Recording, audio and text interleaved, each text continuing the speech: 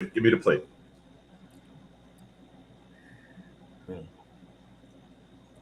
Yeah.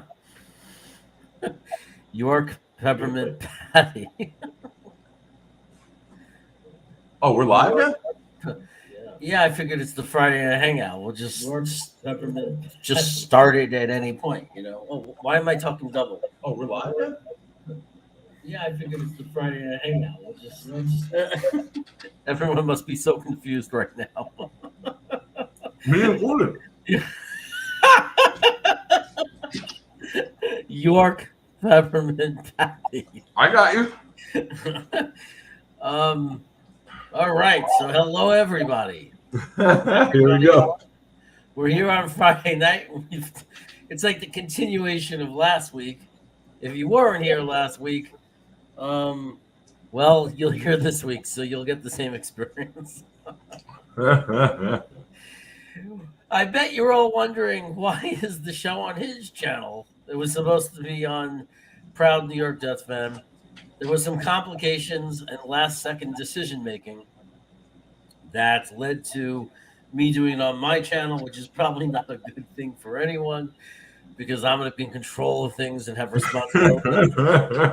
And, you know, when you eat a lot of York peppermint patties and you get that belly ache and it's hard to focus. Yeah. So, you know. I'm eating pound cake. I understand.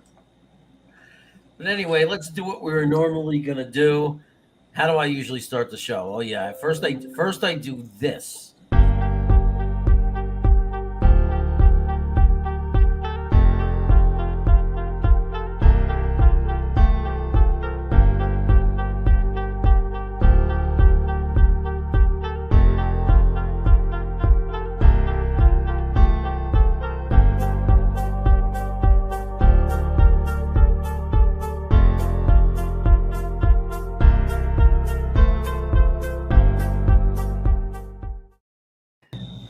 Funny, every time I play that thing, the viewership goes up. All night. I should just put my channel and like find a counter that starts at like 30,000 and just go downstairs and eat and everything.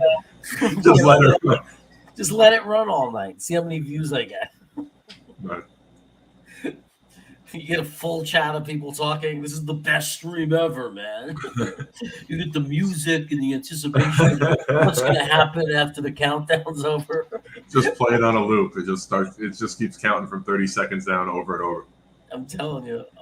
So just to let everyone know, I got to help a friend out, and we got to drop his car off and then bring him to pick up another car. So I might have to dip out early. So I said to Jeremy, why don't we do it on your show? That way, if I got to leave early, the show can still go on. If it's on my stream, we got to end it. What's going on, everybody? Gives the serious explanation. John Nolte's with us. Chat's mess is with us, and you made me hungry. You fool. Now I have this snack. These cookies, they're delicious. They're raspberry cinnamon cookies. Dark Soldier, what's up? Salty Nuts again. Mark Reese is here, and Chris Bradigan is here. It's like I feel like I'm an announcer. And now, ladies and gentlemen, please welcome John Nolte, aka Salty Nuts. Okay. So we got a lot of people are here. They're watching, so we got to do something. What are we supposed to be doing? Let me finish. You were asking me a question every time I take a bite today. You're asking me something. Oh. So, yeah. What we're going to do tonight. What's up, everyone in chat? What we're going to do tonight. Last week, we did. Yes, Dark Soldier. Yes. Yes. He just messaged me. Yes, the answer is yes. Don't let him break his diet. Oh man, yeah, bro. What happened to your diet? Not Fridays. Lose 4 pounds during the week. Put on 7 on Friday. It's like the reverse Sabbath for me. Friday night, all the other Jews stop eating and stop all the electricity and do all this stuff. I decided to be the opposite Jew. I on I starve myself and suffer all the time, but on Friday night to Saturday for the Sabbath, I eat like a pig. Enjoy it, man. Enjoy it. So what we're gonna do tonight, we're gonna do our favorite offensive players of all time on tonight's Jets list. So, are you prepared for this? Did you put anything together besides the peppermint patties? Let's just say I've done my normal preparation. So we're winging it. I've been around. I have my favorite Jets offensive player. Yeah. All right, let's start with line. I don't care about guard, tackle. Give me like your favorite 5 linemen. And now I asked you a question as soon as you put food in your mouth. We're even. No, I was actually thinking I have to name 5. Jesus Christ. All right, if you don't have 5, don't. No. I could do it. I believe in you. 5 favorite. I'm just trying to name 5. Oh, shit. Mawai. Okay. Yeah. I'm thinking. He's on mine as well. I'll take Mawai. Yeah, I love Mawai. Do you want me to go to first? Maybe name some names and give you time to think? No. I want I'm forgetting because I'm getting confused with him and the other great center I love from 2010. Huh? Mangold. Yes. So I love Mawai and Mangold. Those are my favorite 2 Jets linemen probably in history. But I also like. I'm like, really? Yeah, we can tell. We know. What the hell was his name? It was that guy we had. What the hell was his name? He came from Pittsburgh. And then he left, but I really liked him. He was nasty. Huh? Alan Faneca or Willie Colon? Both of them. Cologne. Yeah, I like Cologne. He was nasty. Nasty running, blocking guy. I liked him. And, to Brickashaw Ferguson, that's the one. Thank you, Chris. I just had to see Brick, and it all came back to me as if I was always, just perfectly straight and sober and never killed a lot of brain cells. I'm trying to think of like one of the guys from the day, like from the 80s, but like we didn't talk about. Not a Jim Sweeney guy? There wasn't a lot, like back then I was younger, like you didn't care about the offensive lineman. You cared about Wesley. And it was so bad. That's why Ken O'Brien got killed and knocked out of the league. Yeah. You know what? I got to say this. Yeah. I am sick and tired of hearing about that the Jets took Ken O'Brien ahead of Dan Marino. I'm going to ask everybody this. What the fuck did Dan Marino ever win? Like, you're acting like he won 10 Super Bowls. He won 0. So what's the big deal about Dan Marino? He was 8-8 almost every year. If he was on our team, he would have had his career shortened too from concussions because we couldn't protect whoever the quarterback was. I hate when I hear that. Oh, they took Ken O'Brien in front of Dan Marino. What the fuck did Dan Marino do? Lost to Ken O'Brien 51-45 the day that made me a Jet fan. So thank you for sucking, Dan Marino. I guess my 5th favorite is Dave Cadigan because my whole life it's given me lots of laughs every time I think back at that pick.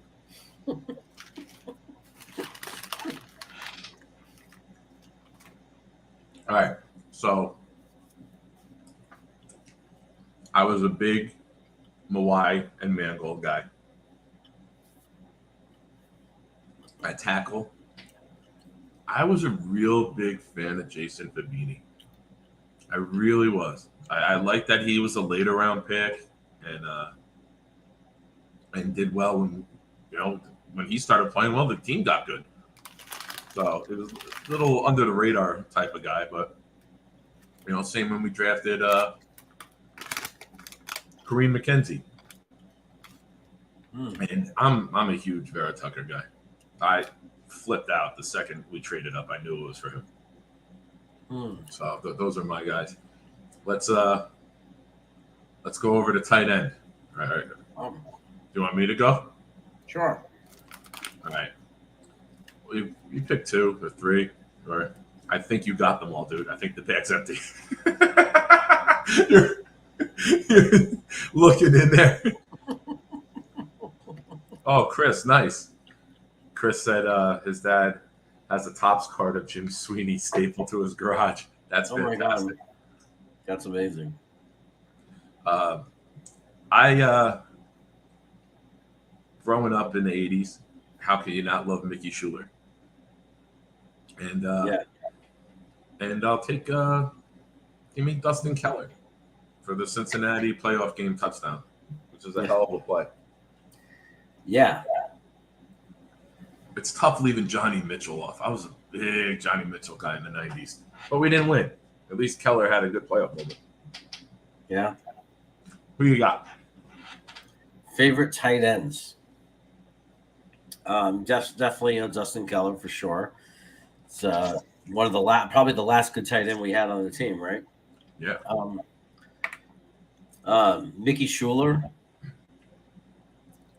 Jeff Cumberland had a good game against Atlanta on like a Thursday night, I think, once. I think he had 2 touchdowns from Gino. Yeah.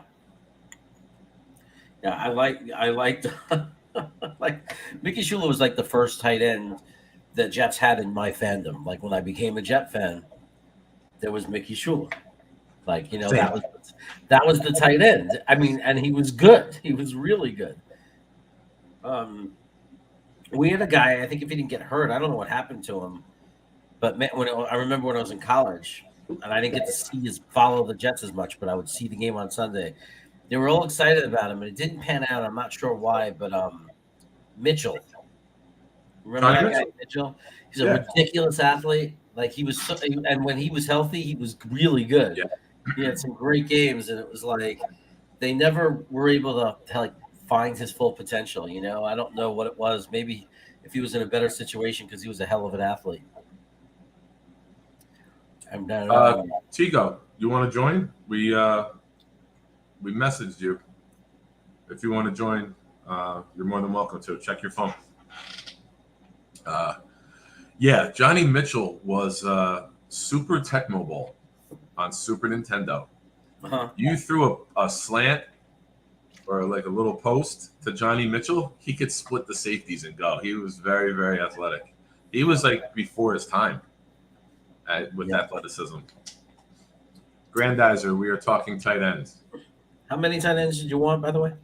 2. How many? Have you got some other names you want to bring up? No. I just wanted to make sure I passed. I've now successfully named 2 tight ends in Jets history. You have. You're doing better than you did with the linemen. You're improving.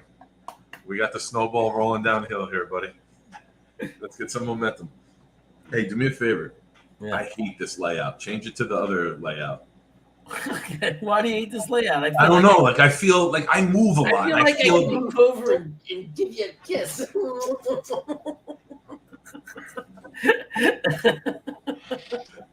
I move a lot, and I feel like I'm getting out of like the frame. There you go. Now I got some flexibility. I can shift around. Big guy's got to shift, man. You can't just sit in one position all the time when you're a big guy. Look who's here. Oh, hello, Tom Bon Jovi's here. He just come in riding on his horse. I'm telling you, something about him being dead or alive. Wow. Do you know Tom? Tom, he's happy to see you, as you can tell. I think he's just happy. It's my guy, Tom Bon Jovi. I know. Iowa Jets fan. He's from Iowa. The funny thing is, and Tigo, we're still waiting. You know what would be great for the show, Tigo?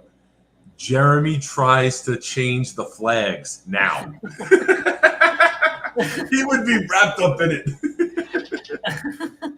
It's hard because one of them has like 8 clips holding it up. It would be a whole big process. Maybe I'll do it when we get more people in the stream.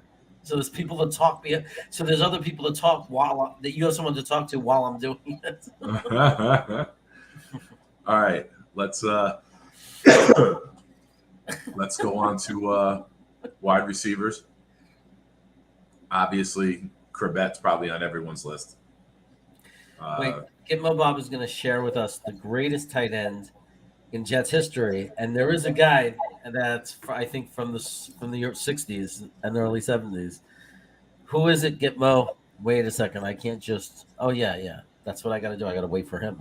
All right. Well, if I no. ask the question, who is it? Then I kind of pause the show because now Gitmo to tell us who it is. Well, Tigo, we'll put a hold on this right now. We'll wait till Tigo gets in, and then he can catch up with us. Barkham. Okay. Yeah, I gave Tigo I sent him the thing. Oh, yeah, okay. he just said give him 10 minutes and then he'll join. Okay. Now we just need Tigo. Tell me when you're there so I can tell Jeremy you're there. We gotta do like the telephone game. What are they talking about? I was a big fan of Dark wants to join. Idea for joining. Tigo is driving, and then his big ball of energy will be there. Flag changing is gonna happen.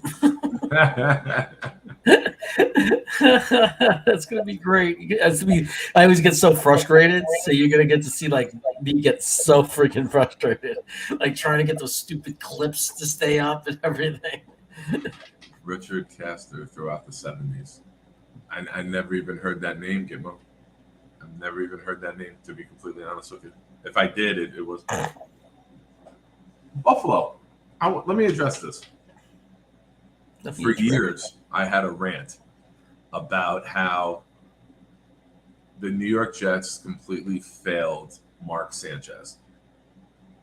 And when you look at what he had at that second AFC Championship game in Pittsburgh, he lost Edwards, Holmes, Cotchery, Brad Smith. He lost Thomas Jones. He lost Tomlinson. He lost everyone on the line, or mostly everyone on the line. Brick and Mantle stayed a little bit. And then replaced it with Jeremy Curley and a bag of dog shit. I think they put no effort into bringing anybody in, and they wonder why everybody completely fell off, or why Mark Sanchez fell off. But yeah, Jeremy Curley was underrated. Just good player at the wrong time. You can say that about a lot of guys. We've had some good players, but they haven't had the big moments because the team hasn't had big moments. Tin Star.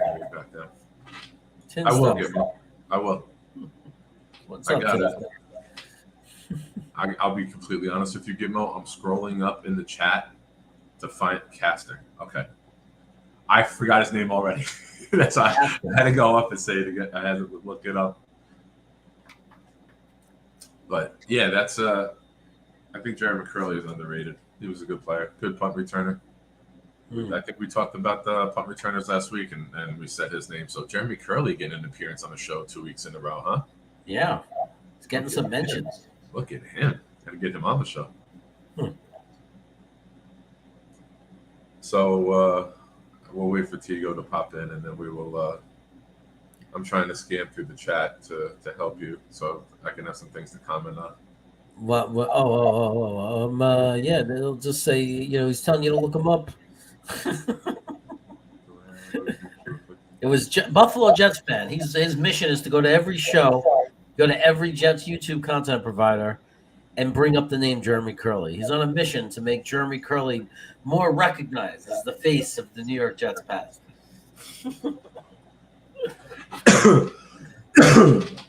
Excuse me.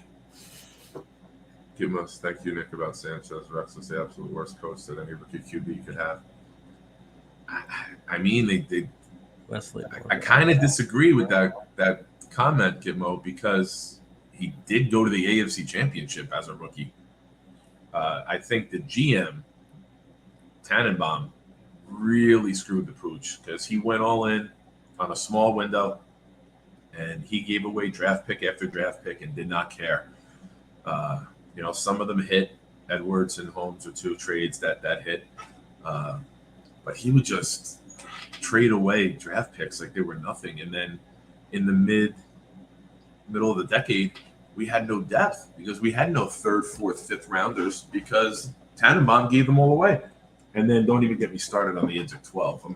I'm not drinking tonight, but that will definitely trigger me if we talk about Idzik. That'll definitely.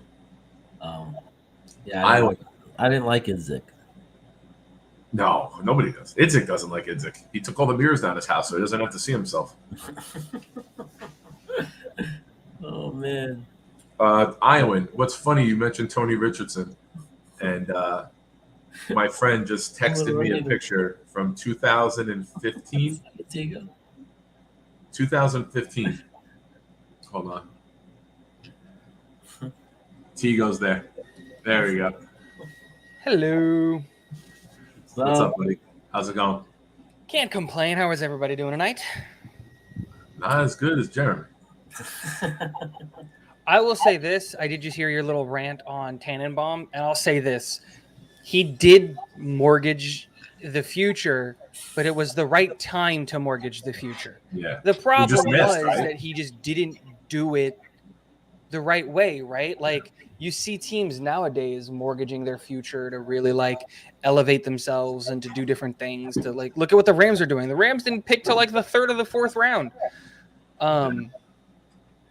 So I think Tannenbaum gets a bad rap because he maybe make a good pick. Strange. Yeah.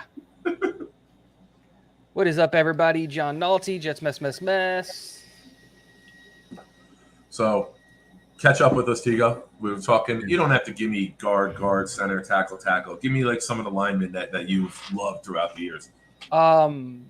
Mangold was he's like, if I could say Mangold 5 times, I would. He to me is my favorite offensive lineman ever on any team ever. Like, just because like the stories that came out when we drafted him and all of the things that were happening. Like, my favorite thing is like he gets drafted and then they just told that story on the podcast with Mark Sanchez. He went back to school the next day. Yeah, I just watched that with AVT. He just went back to school the next day. And it's just like, it's super fun because it's like, you just love the guy that was just like, he's down to earth. He worked hard. He didn't create a stink or make a mess. He was just a good player. The other one for me would be, I love Elijah Vera Tucker, and I love the fact that he's on this team. When we traded up last year, it was for that. So many just from the team now. Why did they just do that? It's just God. that's really it, without like taking like a super deep dive and looking into like because like, again, my respect for offensive linemen didn't really happen until recently. We were pretty bad. Why? No Wayne Hunter on your list? Hunter. No Vladimir Dukas? But again, it was like one of those things where like it was before I was playing like at a high level to where I could really understand. I always thought that offensive linemen and defensive linemen were just players that you had to have to fill out the roster because that's how the rules were. And I didn't realize that like championships were won in the trenches kind of a thing. And because like, unfortunately, the trenches don't get a lot of love. You know what I mean? So they're getting more and more now, right? But it's like one of those things where it's just like, right now, if I had to pick, those are probably going to be the two that are going to come to mind. Chris Bradigan brings up a good one. He mentions Randy Thomas. Tigo, did you ever get the feeling back then that the Jets were one player away from winning the Super Bowl? I always felt we weren't. I thought we had the roster back in those 2 years, the 2009, 2010. I thought we had the roster. I always felt that we were one play away. Yeah. Never that we were one player away, but like I always looked at it as like, what if we had one, like on a third down? What if that was not a third down, right? Like, what if that third went twice for some reason? Like, I always felt that we were one play away. What if for some reason the refs messed up and we went from second to fourth on defense? Like, I always felt that we were one play away. We were so close. And you see it all the time. Like, we went back to back to the AFC Championship game, and then we never went back there. Yeah. Like, and it just goes to show, like, it's hard. It's hard to win the Super Bowl, man. I went to Pittsburgh, and if that team would have walked into that stadium with the same energy that I did, they would have won that game by 40. But they came out sluggish. I think it was a 17 or 20 play drive. Pittsburgh just like took it right to us. And then the fumble recovery, and we're down 17-0, I believe, if not more. And then we almost come back. But if they would have started that game, they're a better team than Pittsburgh. A much better team than Pittsburgh. And don't forget, that year, we win the Super Bowl that year. If we make it past Pittsburgh, there's no way we lose. that was the first game, I think maybe the only game that Aaron Rodgers hasn't scored a touchdown. Or did he do it this year against the Saints, or did he put a late one on? But back then, it was 9-6. We beat Green Bay 9-6 in the regular season that year. And that would have been the Super Bowl matchup if we beat Pittsburgh. It would have been us and Green Bay again. So that would have been. We would again, like I think the only team that could have beat us that year was Pittsburgh's defense. Not Pittsburgh, Pittsburgh's defense. That was the only team I thought that year that would beat us. And it's one of those things. It's just like, what if the wind is blowing? We can always come up with the what ifs, right? But it's no point because we didn't win. That's what happens. Sucks, but that's what happened. Tin Star, good comment. What if Herman Edwards, the worst game manager I've ever seen in my entire life, outstanding person, but the worst game manager I've ever watched in my entire life. What if he doesn't have Chad Pennington take a knee and just spike the ball, and then Doug Bryan's kick doesn't hit the crossbar? You don't give away 3 feet in the worst kicking stadium in the NFL. You don't over 40 yards. You don't take a knee. You clock it. The question was, what was the clock situation like in that game? I don't remember. Well, Doug Bryan missed multiple kicks. No. But what I'm saying is like the clock management at the time where I can't remember when that field goal happened exactly on the clock. Like, were we trying to run down the clock, or was it like there was 3 minutes left and there's no point to take the knee? We could just spike it and like, cause it doesn't matter. I don't recall that. See, that's my question. Like, because we always remember these like little moments and these little things and all of this whatnot, but it's just like I always like to put it into context because I can't remember. I was like, were we trying to run down the clock? Did we just waste like a whole 30 seconds, like kind of a thing? Because of the whole fact of like, if we kick the field goal and we make it in, we only give them the ball back with like 8 seconds versus giving them the ball back with like 45 seconds or something like that. I don't remember that situation. You had a good offensive line. Just push the pile right to the side. Just go forward with it. You know what I mean? Get the that ball would have been my lined up. Like, why take the knee when one of the safest plays in the NFL is the QB dive or the QB sneak? Yeah. So like just immediately, what side of the field do you want it on, and just go and get over there. And yeah, like you just dive. Who did it? Somebody did it this year. I think Pittsburgh did it this year. They were a field goal away. They were running the clock down. They had more than enough time. They had the timeout in the back pocket. So they literally ran up the team out there, and they just had Big Ben fall to the right so that he would kick right from the middle of the field. Yeah. Daniel, welcome. Bring up Daniel's comment again. That his picture looks like you with hair, Jeremy. That's your grin right now tonight. No, that's the character from one of those cartoons. I know that from something. That character. That's your face. Your face is stuck like that right now. Big grin, beady eyes.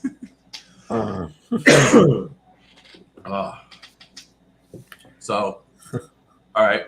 Any other linemen you want to bring up, Tigo? Or you? Not really. Okay. That's tight what I ends. can think of.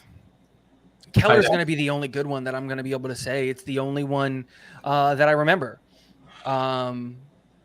It's unfortunate because I love the tight end position, but the only one that I can say that like, oh yeah, he for sure was a tight end on the team that I enjoyed watching was Dustin Keller. That was it. Okay. All right. So we're moving on to Jeremy. Just a reminder, you did tight ends already.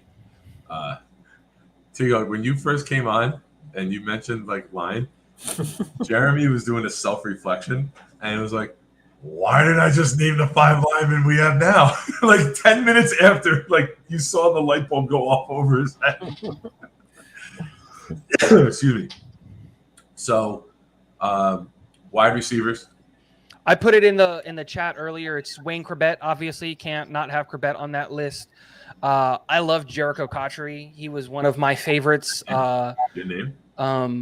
Loved him. I loved the dynamic duo of Brandon Marshall and Eric Decker. Eric Decker was one of my favorite wide receivers ever, just because it made no sense for him to be as good as he was on the Jets. Like, it was just one of those guys where it's just like he was kind of an okay wide receiver everywhere, and then you partnered him with Brandon Marshall on the Jets, and that guy was insanely good. And then I really like Elijah Moore. Elijah Moore, to me, I think is going to be our next big thing. Yeah. I would not be surprised if all of the stars align and all of the things, and he plays his entire career in New York. I would not be surprised if, 15 years from now, we're retiring the number 8 because that's how good his career is. I believe in this kid a whole hell of a lot, and I think him falling to us in the second is the absolute biggest steal of the draft. Thank you. Buffalo Jet fan, I was waiting for Tego to finish to say that comment. He put no Stephen Hill with a question mark. Oh, I'm like reading Buffalo. I was waiting for Tego to stop and say no Stephen Hill. That's hysterical. I was looking at that and thinking that should be up on the screen and everything, and I forgot that I'm the guy that can make it happen.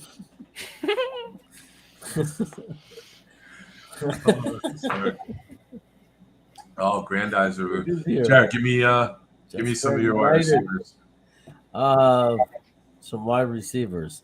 Well, I'll start with Wesley Walker. I love Wesley because he was blind in his left eye. It was legally blinded one eye, yeah. But it didn't stop him. He was ridiculous. You'd think it would affect his ability to catch and everything, but it didn't. He was amazing. And then came along Al Toon. Yeah. So it's hard not, we love go together, right? They're like peanut butter and jelly. They go together. Yeah, I mean, so you get that's the wide receivers I grew up with. As a new fan, young kid, Wesley Walker, Al Toon, and then I guess. No, I wasn't really passionate about any a wide receiver as the position on the team for a while. That was because I don't really remember those filler years of who was between them and then when we started to get who we had. I'm trying to think of his name. Jojo Townsell, Terrence Mathis we had for a little while. Well, to me it was Wayne Corbett was the only person that got to the level of Wesley Walker and Al Toon. That it wasn't until Wayne Corbett that someone come along that I really loved. That was a wide receiver on the Jets, and I actually invested. The first time I invested real money on a jersey was for that Corbett jersey. And then came along. I guess I was never I guess I liked Holmes. Moss.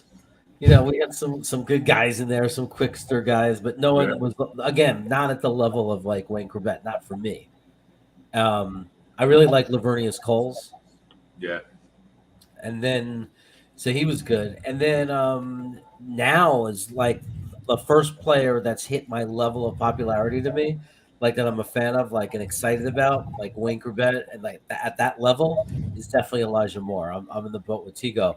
I love Elijah Moore. I got his jersey a couple of weeks after we drafted him when he announced his number 8. I was I remember being on that site ordering my jersey. I love Elijah Moore. I believe in him. I believe he's going to be an absolute stud in this league. And now I'm excited about Garrett Wilson. We'll see. Yeah, Chris brings up a good name. Art Monk was a Jet. Art Monk and Ronnie Lott, were Jets. Crazy. Yeah, and then we brought in right after Lott. We had not right after, later in that decade. We brought in Steve Atwater. Yeah. I think he was on the 98 team. Yeah, we've had some names. Yeah, Tin Star. That was the off season where Washington raided us. They took Randy Thomas, Coles, Hall, and one other guy. Right? They took 4 from us. I can't think of the other guy right now. I believe so, right? If he's not, I'll be pissed. He was so good, man. He was like Ken O'Brien's number one weapon. He is in the Ring of Honor.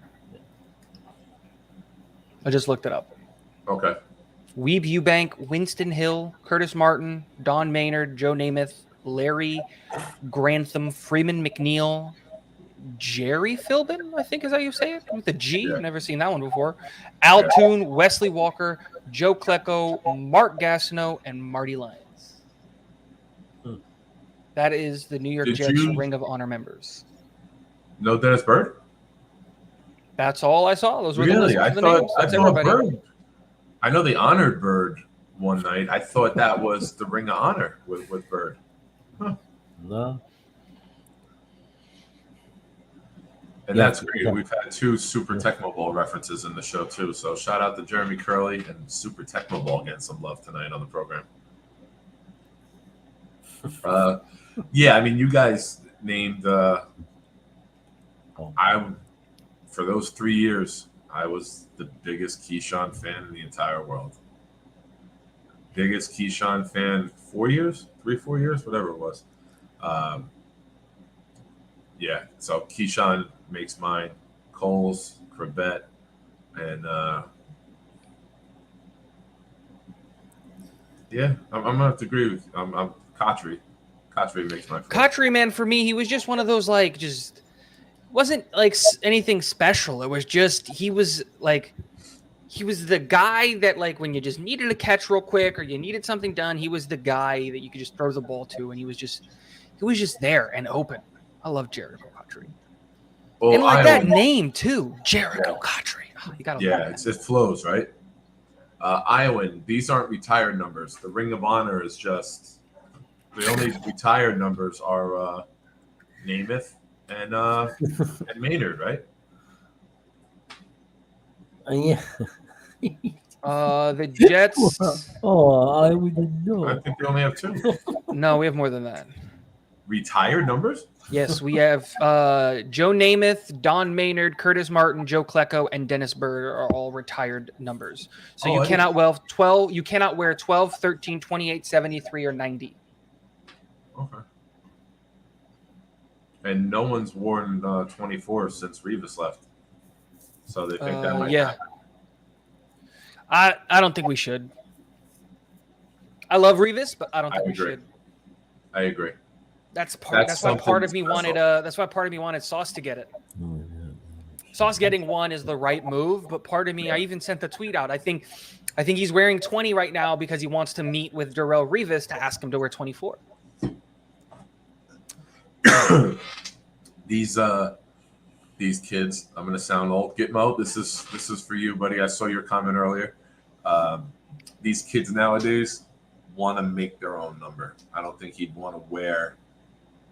You know what I mean? I don't think he'd want to go into like Hall wouldn't want to wear 28 if it wasn't retired. You know what I mean? He'd want to make his own number. That's why here's the thing: 35. There's enough time between Hall and Martin that he could wear 28, right? Because unfortunately, there are Jets fans that exist out there that know Curtis Martin as lore, right? Not at like, for example, I've never seen Joe Namath in a Jets uniform live, right? Like, how could I? But we know of Joe Namath. So if, let's say his jersey wasn't retired, you could get away in your head with someone wearing 12. Like if you believed in Zach or anything like that. Rob, that's a great comment. That's a great comment. Glad we got Sauce to sign his contract before talking. Fun trivia question about retired jersey numbers. Yeah. There are 2 teams in the NFL Lee Corvette that only have 1 jersey number retired. What are those 2 teams? There's only 2 teams in the NFL that have a singular number retired on their whole entire franchise. I would say Carolina and Jacksonville because they were the last 2 teams to join. That is 50% correct. You got one name right. Carolina has the number 51 retired. They retired in 2005 for Sam Mills. Houston Texans. Nope. They might have 0, right? I believe they have 0. Okay. Carolina. Carolina's it? Oh, No, there's Jacksonville. 2. Probably, Jacksonville's not it. Jacksonville probably retired Baselli. And who else would they have retired? Huh. According to this, I don't think Jacksonville has any retired ones. All right. I haven't even done it. Oh, I'm going to say the Cowboys because they suck. Dallas. No, they probably have a bunch. Doesn't have any. Dallas has nobody. Not listed. Really? Apparently. Wow. Maybe they just don't do that. Of Iowa guessed Cleveland. It is not the Titans. It is not Cleveland. It's not Washington. It's not the Titans. Going through the chat. Would it surprise us? If Maybe. I don't know. Here's the thing. No, this franchise has been around for like 70 or 80 years. It's not Seattle. Miami? Not the Saints. It's not Miami. Chiefs? Nope. Kansas City's got 1, 2, 3, 4, 5, 6, 7, 8, Yeah. 9, 10, 11 jerseys retired. The Bengals? It is the Bengals. Nice. Yeah, Cincinnati has Bob Johnson, number 54. They retired Obviously. in 1978. Obviously, Bob Johnson would have been the guess. That's like John Doe. Bob Johnson. Larry Turkin, what's up, buddy? Thanks for being here. Old Dave Eckerberry's here. Good to see you. Why isn't Buffalo in the stream? Why are you out there? Your head could be on the bottom left corner, dude. Yeah, you want to come in, Buffalo? I already sent them the link. I don't Did you? Okay. Yeah. Wow, there's 2 teams tied for the most retired numbers at 14. Pittsburgh? Nope. Close, but I was close. Iowa. Close because you said Cleveland. Geographically accurate.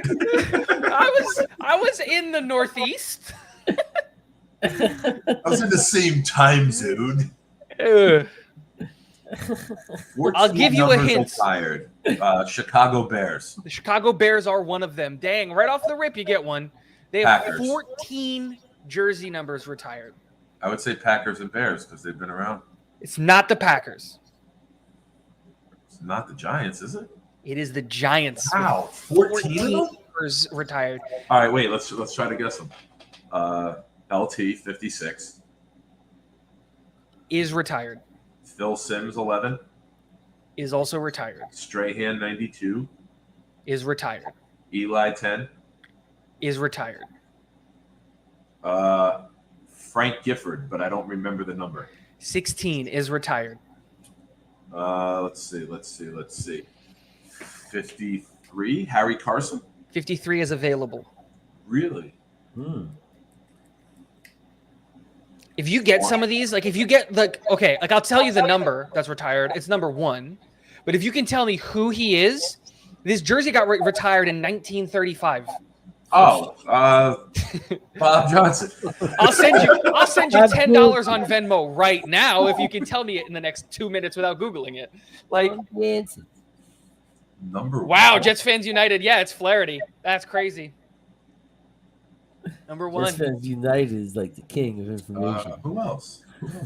So it's Ray Flaherty with 1. Tittle? Who? Y.A. Tittle? Yep, 14's retired. Tufi Lemons is 4. Mel Hines 7. Ward Cuff 14. Get back in a They retired 14 twice for Ward Cuff and Y.A. Tittle. They have them listed as both of the reasons they retired 14. Frank Gifford 16. Al Bloses 32. Joe Morrison 40. Charlie Connerly 42. Ken Strong 50. And then you named the last ones, Lawrence Taylor and Michael Strahan. Wow. That's not, what was the other team? The Bears. The Bears retired a boatload of jerseys. Probably most of them. Dick Buckus? None of them. All of these players are pre-1970. Oh, I'm sorry. There's one player in 1987, but there's not a single player that has played a snap of football in my lifetime. Oh, I'm sure. Walter Payton was probably 1987, right? And yeah, it's Walter Payton at 1987 is the last jersey that they probably on there, right? 51. Who was that? Dick Butkus. 51? Yep, 51's retired. Tiki Barber is not retired. No, he had a falling out with them. Yeah, the way that his career ended. Yeah, no, I don't even think he mentions the Giants. No, they're on good terms now. I saw yeah, for a while though, but for like 10 years, like even his he brother. was bitter that they let him go, and then they won the Super Bowl. Like he was a huge part of that, like building that up, and then they like, all right, we don't want you no more. We're gonna draft Ahmad Bradshaw. Yep, Nagrusiki 3, McAfee 5, Hala 7. Those are the first 3 numbers. Yep. Would you say Hollis? Hollis, yeah. Of the numbers that they've retired, only 2 people. Hallis? Oh, yeah, he's an iconic. He played in 1920. Being the elder statesman now and educating. He played in 1920. The expectation that I'm gonna know that they have not. They did not retire Urlacher's number. Then Chris, I hate the Bears. There's 2 numbers not retired. I mean, I'm sorry. Of the 14 numbers that they retired, 2 of them are not in the Hall of Fame. Willie Gallimore and Brian Piccolo. Wow. Grange 77 and George 61. Yes. Buffalo has 3 numbers retired, all of them in the Hall of Fame. 12, 34, 78. Yes, sir. Jim Kelly. Green Bay, same thing. They have 1, 2, 3, 4, 5. They have 6 numbers retired. Every single one of them are in the Hall of Fame. Favre at 4. It's Canadio. Favre, Hudson, Starr. I forget Bart Starr was a Packer. I am not even going to pronounce number 66. That last name is just consonants. And then Reggie White, 92. Snacks. Heyo. The Chargers, the Rams, and Miami all have the numbers of the players that they've retired in the Hall of Fame. New Orleans Saints has 2 numbers retired. Both of them are in the Hall of Fame. Of the numbers the Jets have retired, the only 2 that are not in the Hall of Fame are Joe Klecko and Dennis Byrd. Wait, so Byrd is retired? Bird's number is retired. He's not in the Ring of Honor. Okay. Gotcha. Pittsburgh has 2 numbers retired. Both of them are in the Hall of Fame. Okay. These are weird numbers to retire. And then the Tampa Bay Buccaneers have 3 numbers retired, and they're all in the Hall of Fame as well. 99. Yep. Man, what number was Lynch? It's not Lynch. Really? Brooks, nope. 55? Brooks, 55, yep. And it's not Jerome Bettis, Soldier. Who the hell else on Tampa would be retired? Leroy Selman, 63. In 1976 to 1984. They retired as number 2 years later. And Iowan, they're just not numbers that you would expect, like of all of the things that he could, like of all the numbers that you could retire, like you'd expect them to be in certain areas, right? Like your single digits because of like quarterbacks and stuff like that in the 80s and in the 90s because like defensive ends and stuff like that. The 2 Pittsburgh Steelers that are retired are Ernie Stoutner and Joe Green. And of course you got to retire like Joe Green, but it's like 70 and 75. They're not like super sought after numbers. Yeah. Nice. All right. You got any more you want to do with that? No, that was it. No, that was cool. That was a nice little pop-up. That was nice.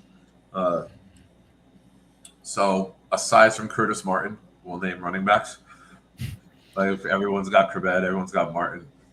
Martin's not on my list. No, I'm kidding. He absolutely is. He's probably 1 through 5 on my list. Especially because when I first played football, I was a running back. Yeah. Prime numbers, Iowa Jets fan. I hate you. Jamie, what kind of cake you chomping on over there? This is banana cream pie. Son of a bitch, my favorite. I'm sorry I asked. Just disappointed in the answer. Son of a bitch. Yeah, Curtis Martin. For me, Freeman McNeil. I'm a little older, so I got to watch Freeman play. And I love Thomas Jones, man. He just wasn't about him. He was about the team. He was a grinder. You knew you were getting some hard-earned yardage with him getting the ball. He wasn't flashy. He was, I'm going to run right through you if I have to. But he did have breakaway speed.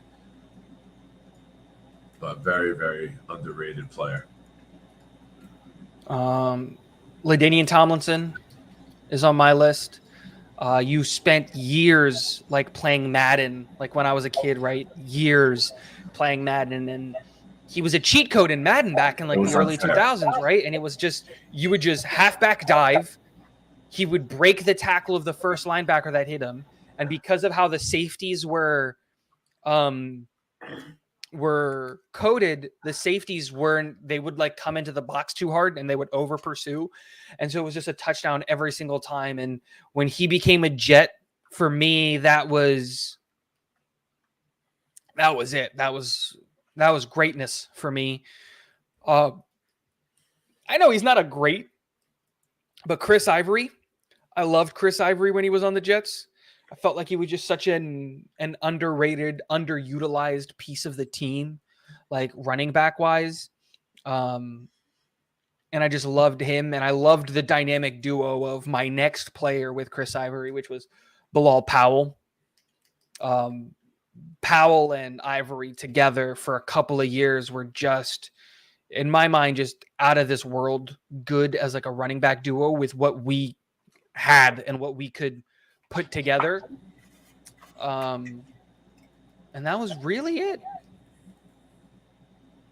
Maybe you throw in Matt Forte, because I really believed in Matt Forte for a little bit there and he never lived up to it, but really, he's not. He doesn't deserve to be on the list. So for me, it's probably LaDainian Tomlinson, LT. He was great. And then Ivory and Powell, because I just saw them so much growing up, obviously. And they were just so good for the Jets. And, honorable mention to Adrian Morrell, who. Oh yeah, he was good.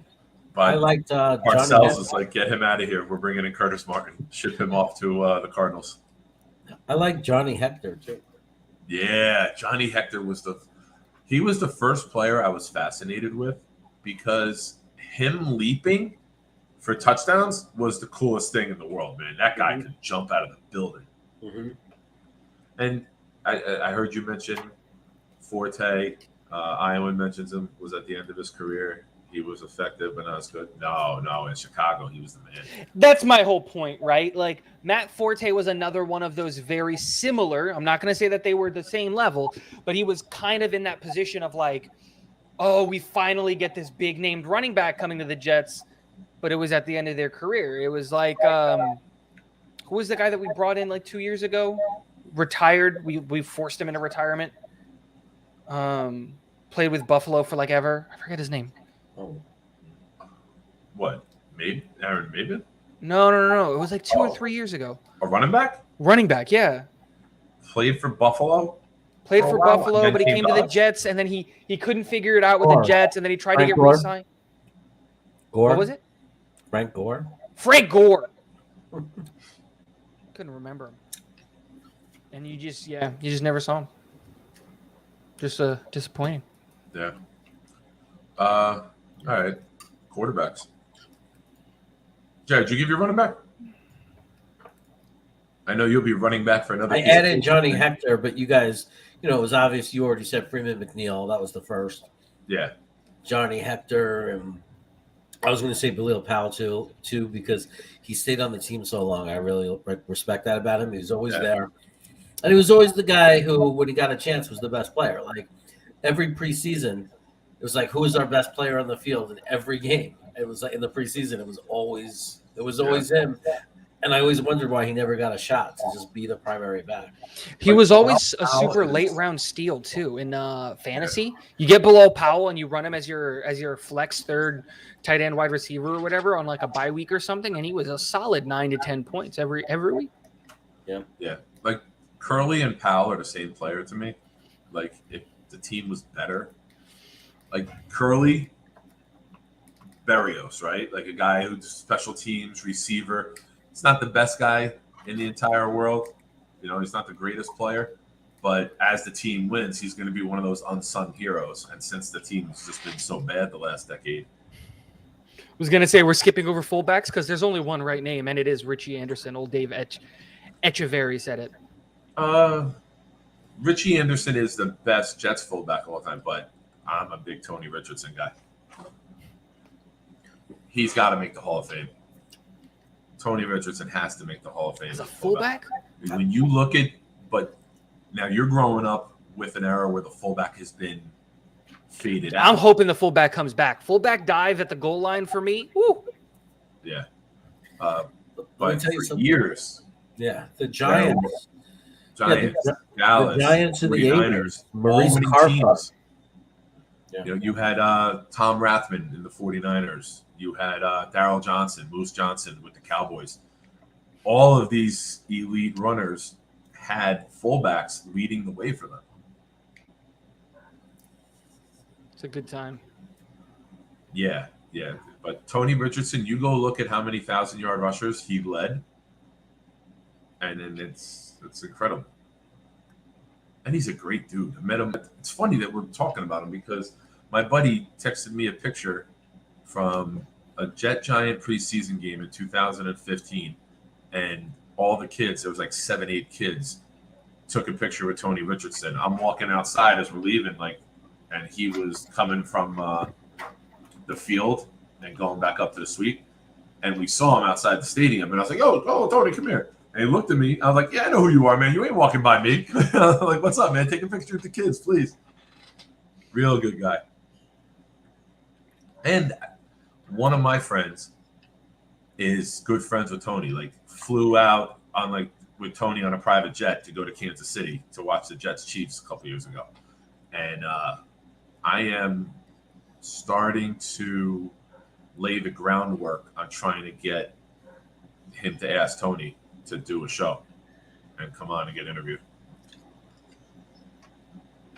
That'd be pretty cool. We That'd be get start really getting cool. players on. Yeah, right. So besides Chad Pennington, There's only 3 names for me.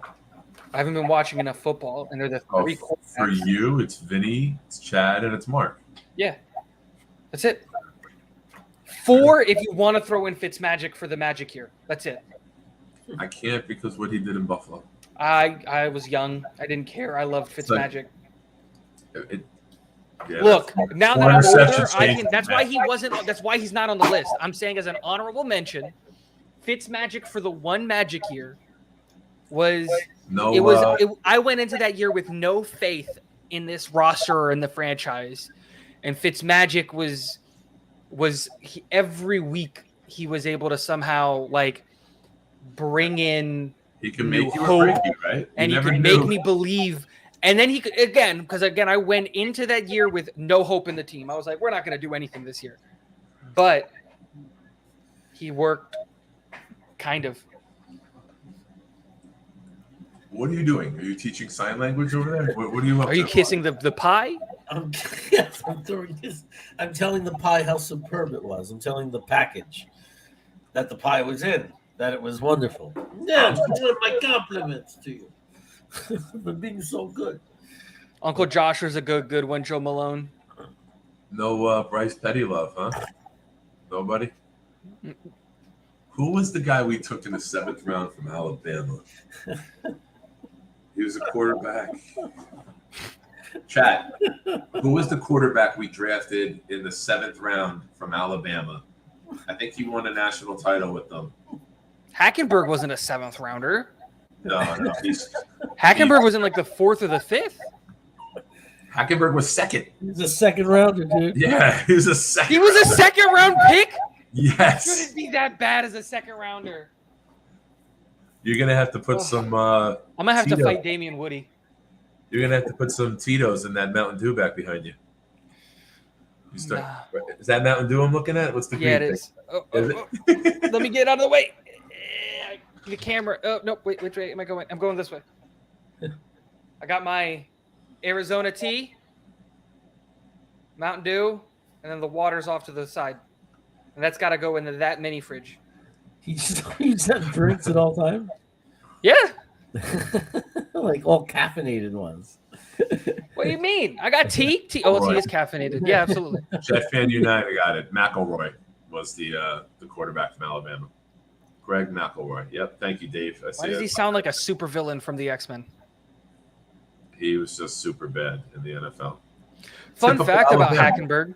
After Hackenberg got bumped out of the AFL? XFL? Whichever one he was after he got bumped off of the Jets and couldn't hang. He came to be a quarterback's coach for a high school that's 15 minutes away from me. Wow. And then I think he got fired from that job.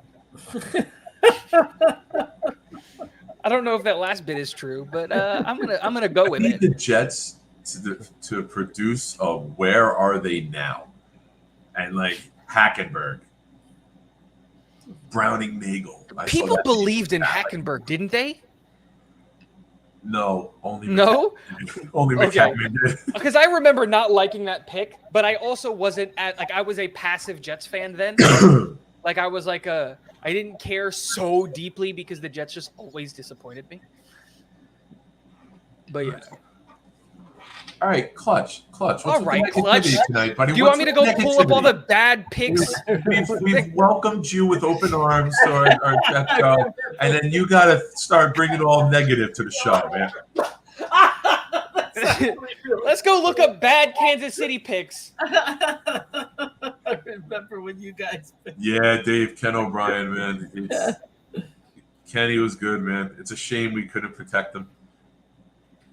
It's a shame we couldn't keep him upright. I just love the way Joe. He is one of the say his purest name. passers I've ever seen in my life. I love the way Joe Namath used to say his name. Browning Nagel. Hey, do you? No, never mind. Hey. Hey, do you remember when he took Ryan Sims in the first round? Who? What about wide receiver Sylvester Morris in the first round? What about Todd Blackledge? You think I we were was bad? gonna say it. Todd Next on the Blackledge. list. We can talk about bad picks. All right, gentlemen, I gotta bounce. My buddy's pulling up any second. Thank you for hanging out. Tigo, I leave the show in your hands. I might have to get off it a little bit too. We'll see. We'll see what happens. But yeah, my buddy's got to drop his car off. We got to go pick up another car for him. So he asked me to help him out. Thank you, everyone. See you guys. I might pop up over the weekend with something. Have a good night, everybody. Thank you for watching. We did it on Jeremy's channel today because I do have to leave. But anyone here who isn't subscribed already, I would appreciate if you went to Proud New York Jets fans and hit that subscribe button. Most Fridays we're going to be there. So if you're not already, which most of you are from the names, Clutch, get your D. Milliner mentioning ass over there right now, buddy. But yeah, and definitely sub up Tigo as well. He's doing good stuff. And enjoy Jeremy. Sorry, I said Calzone fixes everything. Later, gentlemen. Have a good night. Good night, man. My apology acceptance is going to be you're gonna have to create 5 burner accounts and go subscribe to my channel with your 5 burner accounts. That'll put me at 700. Make it happen. Somebody do that. But no, yeah, there's a lot of bad picks, man. A lot of bad picks. Jets aren't D. Milner. That was disrespectful. Coming in here, shots fired out of nowhere. We've embraced Clutch. Do we sound bitter because that was the replacement pick? That was the guy who was going to replace. That was supposed to take over the island. He was so bad. We forgave him for being a Patriot and asked him to come back. Oh my God. Unbelievable disaster. Oh man. Well, here we are. Here we are. What's next? Where's Buffalo, man? I thought he was coming in. That's true. I do feel that way. I really do believe it. I think these are good. It's good that we can laugh about it. It's good that we can laugh about our past misery. It's like, You have to. You have to. It's like, remember that Buffalo game where Fitzpatrick threw like 5 interceptions? Almost Where he like forgot that he was a Jet and he just started throwing to the old blue jerseys that he threw for a while ago. He got confused. Got confused in the middle of the game. Oh my god. That's one thing that I've always been curious about is like players that have been journeymen. Like, how do you you don't like Josh McCown played for like 19 teams. Like you don't accidentally like when the Jets were playing the Eagles, didn't he go right after the Jets go to the Eagles? Like it's a very similar green. Like what if the Jets played the Eagles and the Jets were in green? Like you don't accidentally throw it to a linebacker because you think it's a guy who's wide open and like sitting between his own. Yeah. Yeah, like this. This was how it started for me. That was when you want to start with the trauma of being a Jets fan, you want to start with the pain. My pain starts with Richard Todd to AJ Dewey. That was the beginning of the pain. That was my first like tragic, horrible thing that ever happened as a Jets fan. We went to, I started with a bad loss when they lost to Buffalo in a wild card game the year before, but that was what made me become a diehard Jet fan. And then the next year, Miami beating us in that mud bowl, that was like just the most devastating, brutal thing. It was just never got over it. I still feel that pain when I hear it, like AJ Dewey, and it was just so bad. So bad. And then for me, like the worst after that was 2004, that Pittsburgh against the Steelers in the playoffs when we just couldn't kick a field goal. Oh yeah, that one for me was like I thought we were gonna get it and us not getting it, and it broke my heart, especially because it was the Steelers. Because I always felt like when I was growing up that we always just ran into the Steelers. It was the Steelers that was ending like Jets like playoff runs and all that stuff, and I just couldn't get over it. No. Yeah. It sucked, man. Like because you're right, because then it came back again with the Steelers,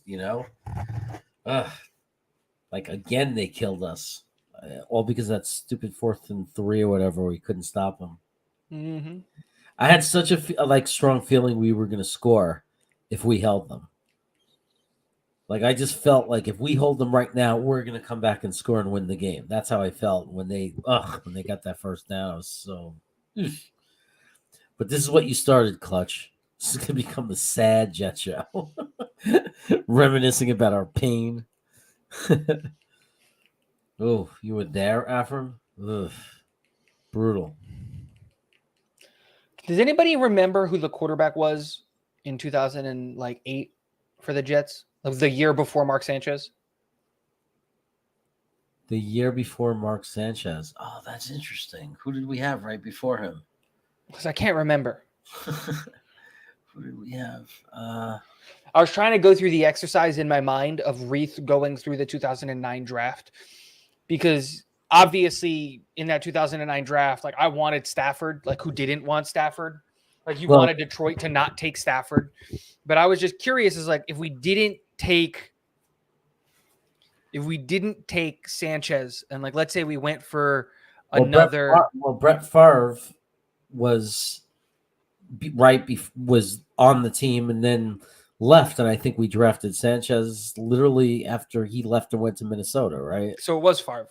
So we went from Brett right to Mark Sanchez. And we didn't have anybody before Favre. Was there someone in between Pennington and Favre? Is my thing. I'm trying to think who came after Pennington. Who was the bridge to Favre and then Sanchez?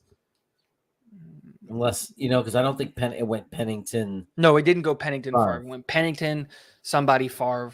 Right. Somebody was in there. I just can't remember who. You're saying it was Pennington to Favre? Whatever it was, I was just curious because I was like, what if we didn't take Mark Sanchez? Like, there were other players that like what if we took Crabtree? Or I don't know. I was just curious. He's really firing those cannonballs. See, what would have happened if we kept Chad? Imagine Chad around that team. Chad could have game managed. I know his arm was destroyed, but we didn't ask Mark to throw the ball very often. Well, if Pennington never fucks up his shoulder, if that never would have happened and he would have just stayed healthy, he was that franchise quarterback. You know what I mean? He was the guy. Yeah. Like, we could have won a Super Bowl with him. He was special. It's like people, I don't like, so often people forget. Like, if you watch the Indianapolis playoff game that we beat him like 42-0 or something, you gotta watch how good Pennington was. He was like, I still have a Chad Pennington jersey. Like I said, it doesn't have all the letters on it or for whatever from when I was a kid because it's been washed so much, but I used to live in that jersey. Yeah, and you're right. He was a great game manager. It wasn't just his arm. He was a great game manager. He wouldn't lose you games. And back then, when defense could win you championships, like that's what I'm thinking about is like if he doesn't mess up his shoulder, you look at that team and you go, do we win 2009 and 2010 if it's not Mark Sanchez? You know? Yeah. And I'm not saying that Mark Sanchez was bad in those games, but Mark Sanchez isn't in the league anymore, and Matthew Stafford is for a reason. It's not because of injury. It's just because Mark Sanchez was a very, very below average game manager.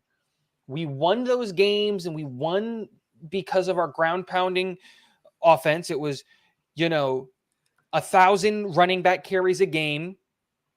And then you go from that with the unstoppable defense that was probably putting up more points than our offense did. Yeah. And I was just like, it's like I said, I was just curious because it's just like, there was a lot of like players that were available like after Mark Sanchez that are like good players. Like, what if we took BJ Raji or Brian Aracapo or Malcolm Jenkins or Brian Cushings or I don't know, Percy Harvin, Clay Matthews. A lot of good players, and it's just I love doing these like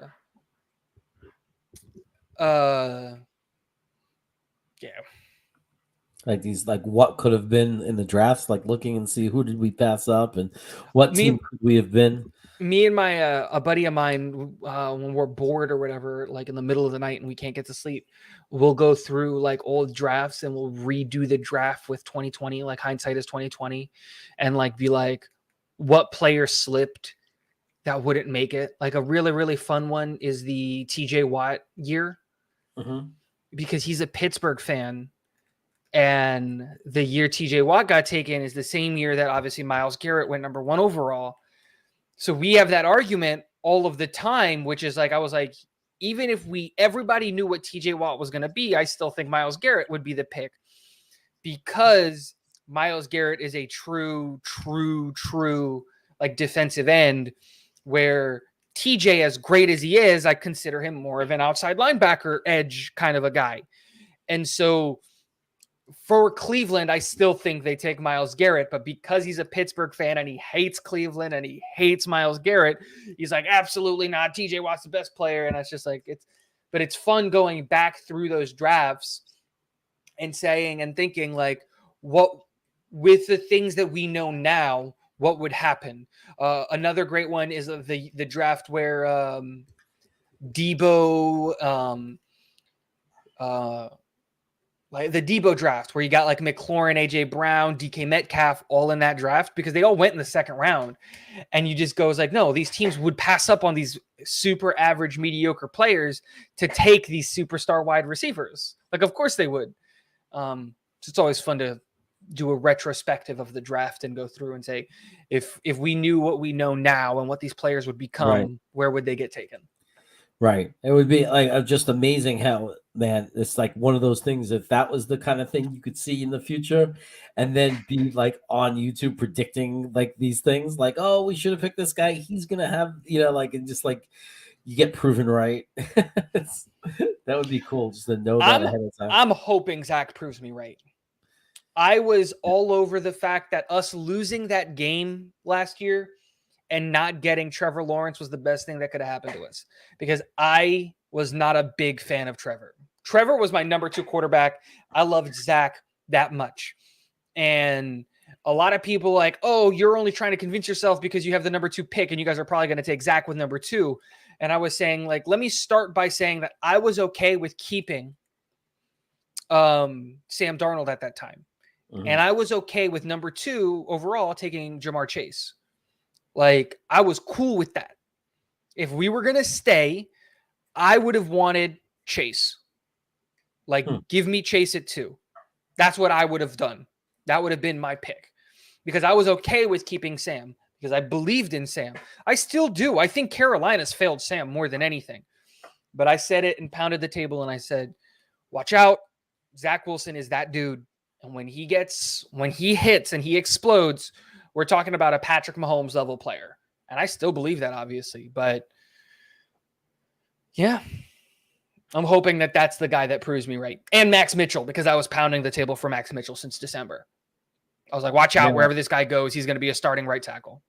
Like a good one. Cool. That's cool that you were so into him and then they took him. That must have felt great. I turned the draft off. I was like, the draft's over. I didn't even see the Michael Clemons pick. I ended the draft. I said, does not matter what they do for the rest of the draft. The Jets have won the draft. The first 5 picks that we've made are home run picks. Or the first 6 picks that we've made are home run picks. I love every single one of them.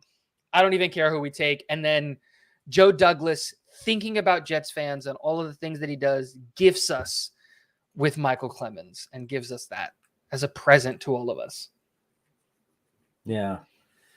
That's cool.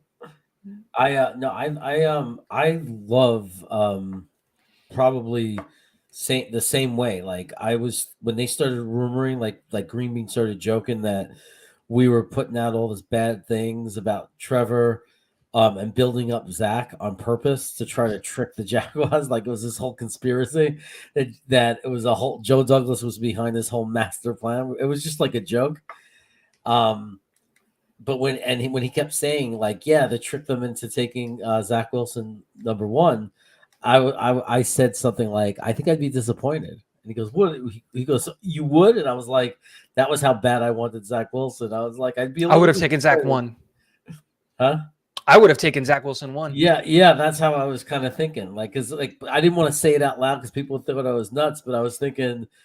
And I still feel that way right now. I still feel right now I would not trade Zach Wilson for Trevor Lawrence. Nope. No way. Like I still think it. I still believe it. That Zach Wilson is going to be the best quarterback taken out of that draft. Yeah.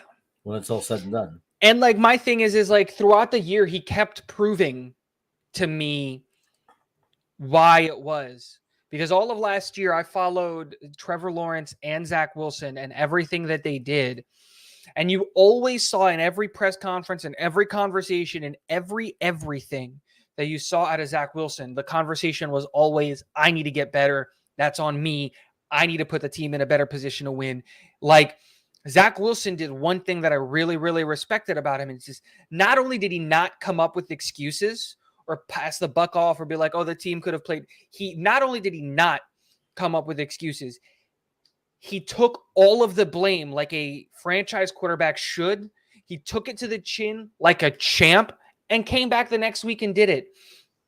The games for me that really blew me away was when he was coming back off of injury. We saw Zach not be successful in this offense. We saw Mike White go out there and put 400 yards on the Bengals. We saw, what's his name?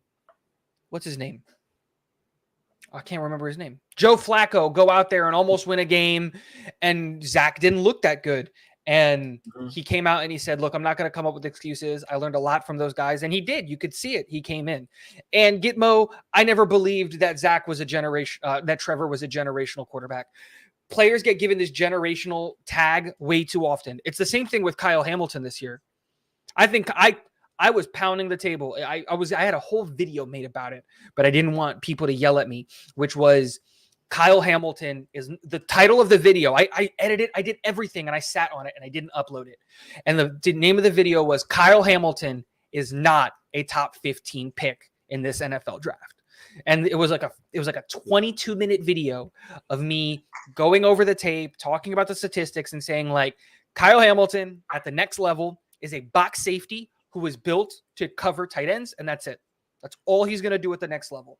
Anyone else saying that he's this unicorn of a safety just doesn't know how to watch tape or is just taking a narrative and running with it. Kyle Hamilton is just slightly better than Jamal Adams, and I think Jamal Adams was taken about 6 picks too early. And that's all we're going to say about that. Yep. I don't think I have anything more to say about that. Okay. That's a quote from Forrest Gump. I got it. I'm just the chat, just if they don't know. Forrest Gump. Really good movie. You should all see it. So here's an interesting take. Interesting. I I disagree, but I get where you're coming from. This is such a funny comment from Gitmo Bob.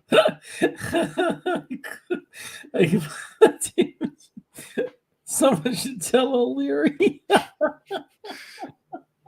He takes a shot at O'Leary. Dude, what are you trying to do? Get me into a war with Matt O'Leary? Does O'Leary use generational that often? I don't know.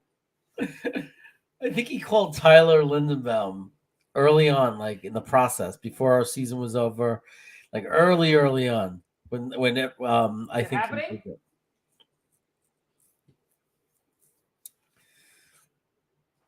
Oh, never mind. Okay, we're good. I think he did a video like Jets have to take Lindenbaum, like very early on. And he took a lot of flack for that, I think. He did a whole video about how they can't pass up on him and they have to get Lindenbaum. Again, we didn't have a generational player in this draft. We haven't had a generational player in the draft since like Aaron Donald, in my opinion. Like, it's just we don't like generational guys is like something we've never seen before. We've seen Kyle Hamilton before. His name is Jamal Adams. Like, this is what it is. Like, I just never like I believed in the hype of Trevor, and I thought Trevor was Andrew Luck, and I got all of those comparisons. But I liked Zach more because I saw Zach as Patrick Mahomes. I thought, yeah, I'd love Andrew Luck on the team, but who wouldn't take Patrick Mahomes? I just thought of something, though. No, every player he likes is generational. We just took a generational player, though. His name is Michael Clemons. Now, it might not be generational in football, necessarily, but in intimidation and being the core of so many good jokes, Michael Clemons is generational. Not just jokes, but like a true sense of belief in this defense. Yeah. Like, people believe in this defense because of Michael Clemons. Every player he likes is generational. And he doesn't like Michael Clemons. Oh yeah, no, yeah, he hates Michael Clemons. That's the whole. I'm gonna do a video. Why does Matt O'Leary hate Michael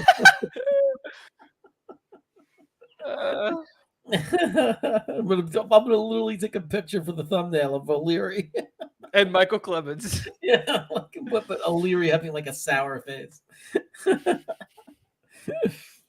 Oh man. That's work. That would be Cromartie was generational. He generated a lot of kids. Holy shit. That's a good one. He had a lot of kids. Doesn't he have like 12 kids? Something like that. It was crazy amounts. And it was like from 8 different moms. He had to pay like all the support and everything. That was why like they saying like he needed a big contract. It's crazy. He has 10 children. No, he has 14 kids with 8 different women. Jesus, he got around. 8 different women. I called it exactly. Yeah. It's 14 kids with 8 different women. Maybe that was somewhere in the back of my head. I remembered seeing that. Next year's draft, Will Anderson Jr. generational. Well, The edge, Nick seems to think so. That's for sure. not generational. He's great, and he will be great. He's not generational. What's up, fellas? Oh, Mr. Green. That's cool. You're up in New York, New Jersey. You get a Taylor ham and egg and cheese on a roll. And you could get, when you're in New York, you can go over to one of your favorite pizza places. I'd go into Brooklyn and get some Spumoni Gardens, L&B. But that's cool. Has 3 with 1 girl. She must have been special. Absolutely. So what? Look at this one. They're getting started already.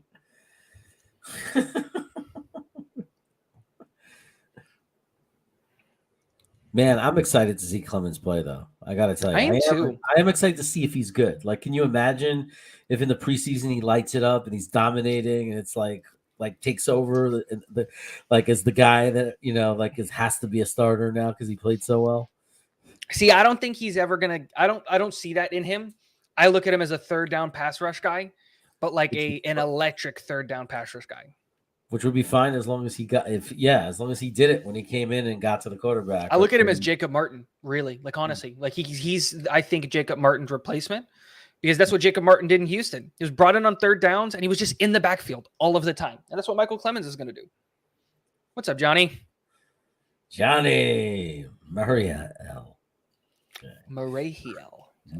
I would have never guessed that's the pronunciation. Mariel. Yep, Mariel. Greenby couldn't say it, man. He was like practicing before the show. He still couldn't do it. It's hard, man. This makes it a complicated name. Mariel. What are you talking about? Mariel. See, I already forgot.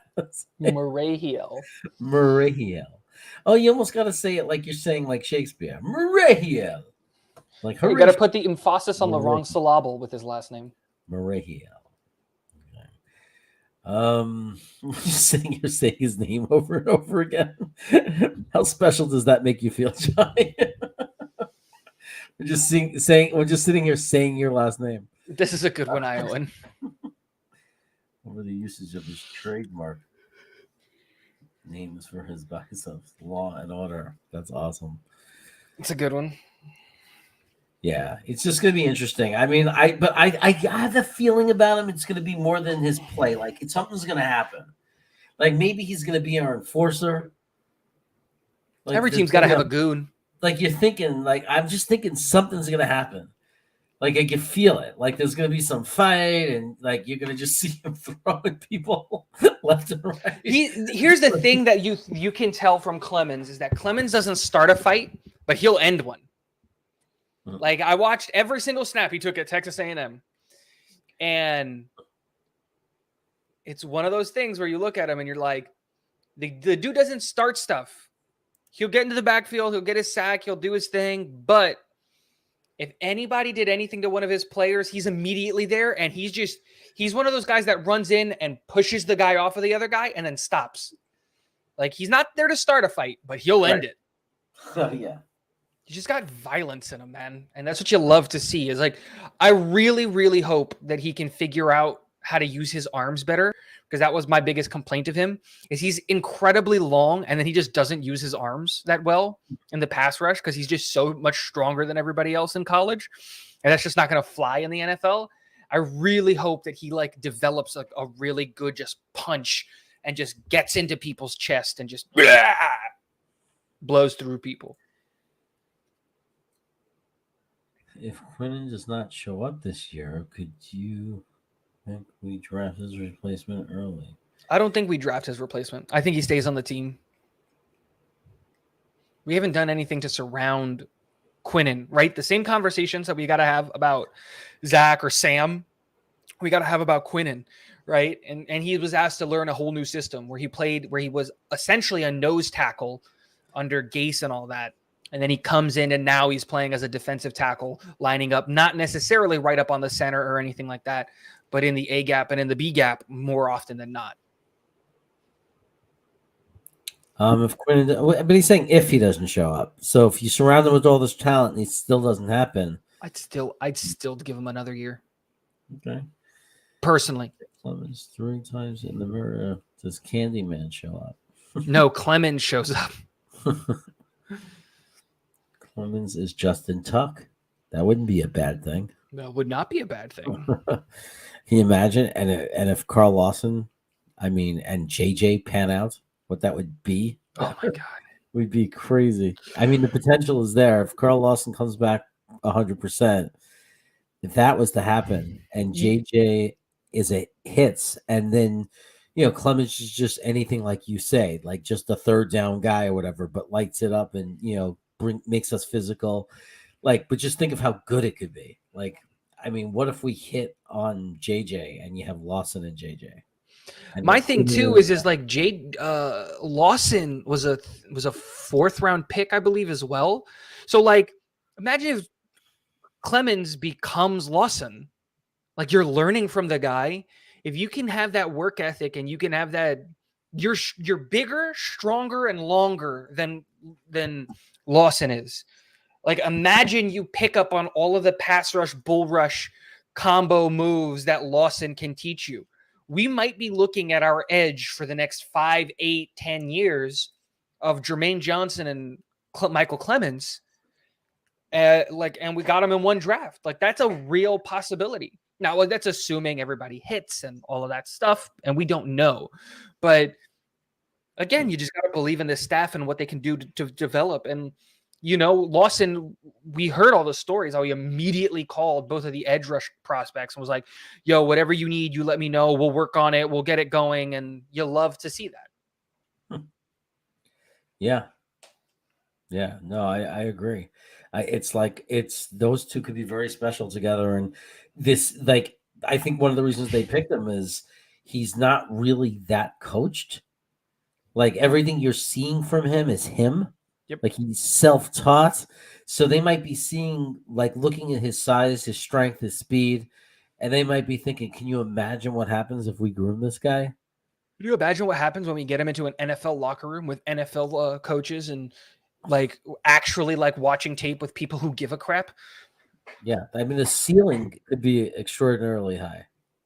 It could be very special. So we're going to see.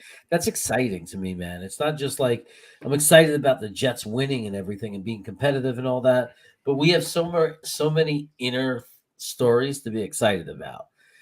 Just the little things within the game, not just winning the game, but excited about seeing Sauce Gardner and what he's going to be. Excited about seeing what this defensive line is going to be.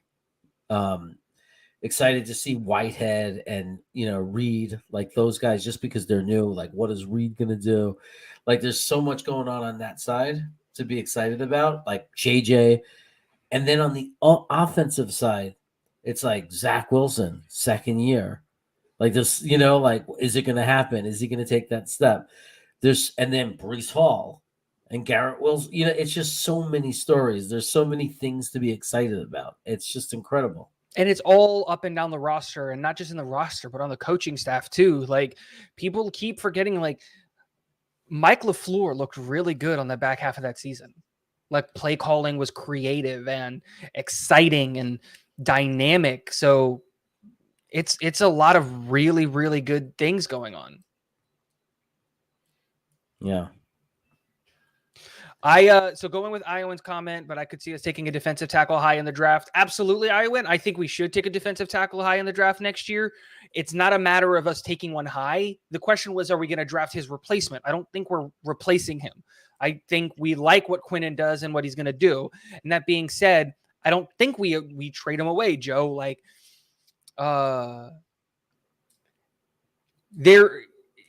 We over assumed what Quinnen was going to put for his we overassumed what his production was going to be. I never thought Quinnen was going to be this solo wrecker in the middle of the field. There's only one person in my lifetime that I've been able to see come from the interior of the defensive line and do something like that. And that's Aaron Donald. And again, we gave Quinnen this generational tag when he wasn't. I liked the pick of Quinnen at 3, but he's not this, he's really dynamic and he's really good. And I really like him on the team. I just don't see us moving on from him. But yeah.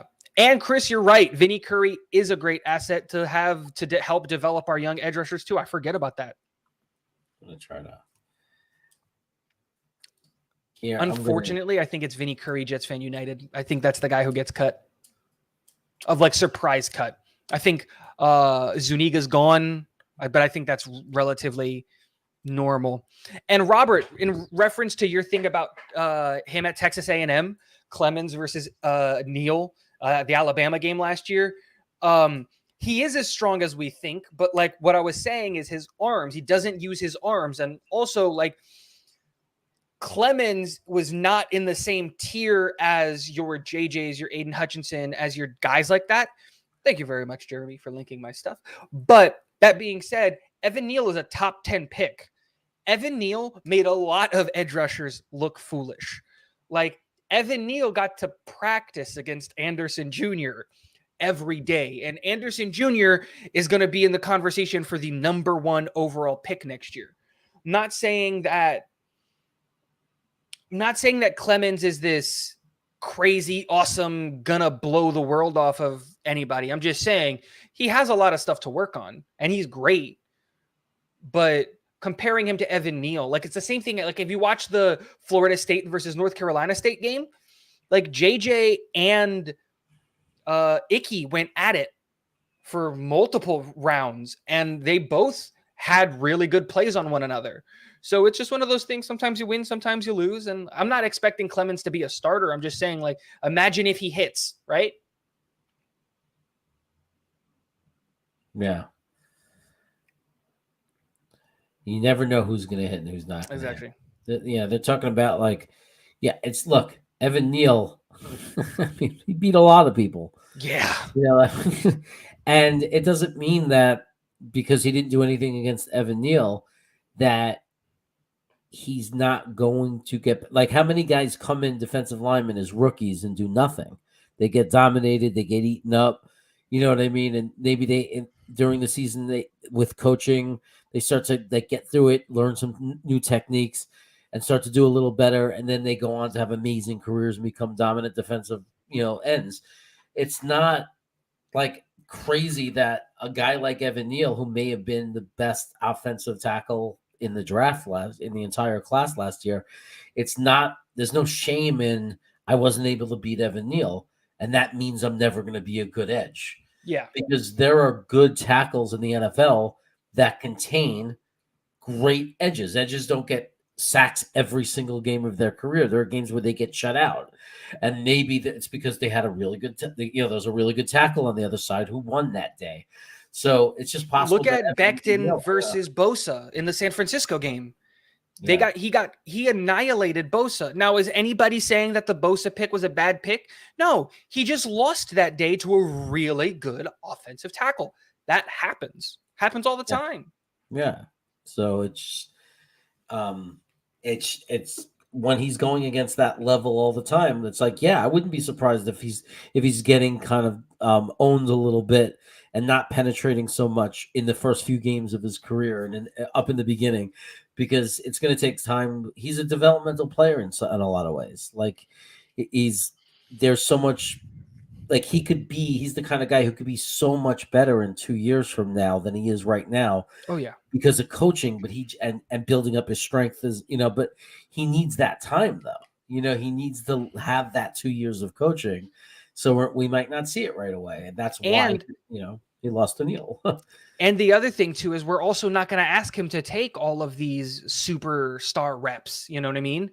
He's going to not only get the time to develop, but he's going to be put into positions where he's going to succeed on your third downs, on those situations where he doesn't have to worry about setting the edge or anything like that.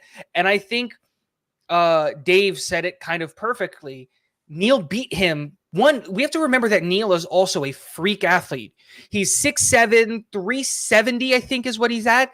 And the guy moves like a gazelle. You're not supposed to be that big, that long at offensive tackle and move that well. But he is, and he does. We're talking about someone who was in the conversation to be the number 1 overall pick in Evan Neal. For a long time, Evan Neal was mocked number 1 overall. And like Dave said a few comments later, when you look at it, or not Dave, I'm sorry, Matt said it the very next thing, Clemons did have character concerns, and he was and should have probably been taken in the 2nd or the 3rd round, and he shouldn't have fallen all the way to the 4th. But that being said, let's look at some of the 2nd round edges, and let's see how many of those guys are going to beat Evan Neal. Is Boye Mafe, Arnold Ebikide, Drake Jackson, like, are these guys who were taken in the 2nd round edges? Are you really going to look at these guys and say that they're going to beat Evan Neal? Of course not. I wouldn't really take any of these edges in this class to say that they're going to beat Evan Neal straight up. So again, I get what you're saying, because you're talking about, look, this is the first NFL talent that he faced. But to counteract that point, like, TJ didn't really play NFL talent in college, and look at what he did. Right. There's tackles that only give up a couple of sacks the entire year, right? Like how much did George Fent give up? Like, what was his number? It was a crazy low number of sacks that he allowed. That means he was beating and shutting out the other team's best edge week after week after week, right? So that doesn't mean those edges aren't good. They just ran up against the guy who was playing really well. Out of his mind. He was having a career year. It was the best year of his career.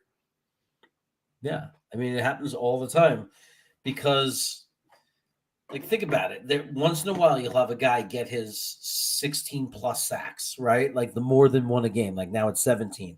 And, like a TJ Watt, it's like a freak thing.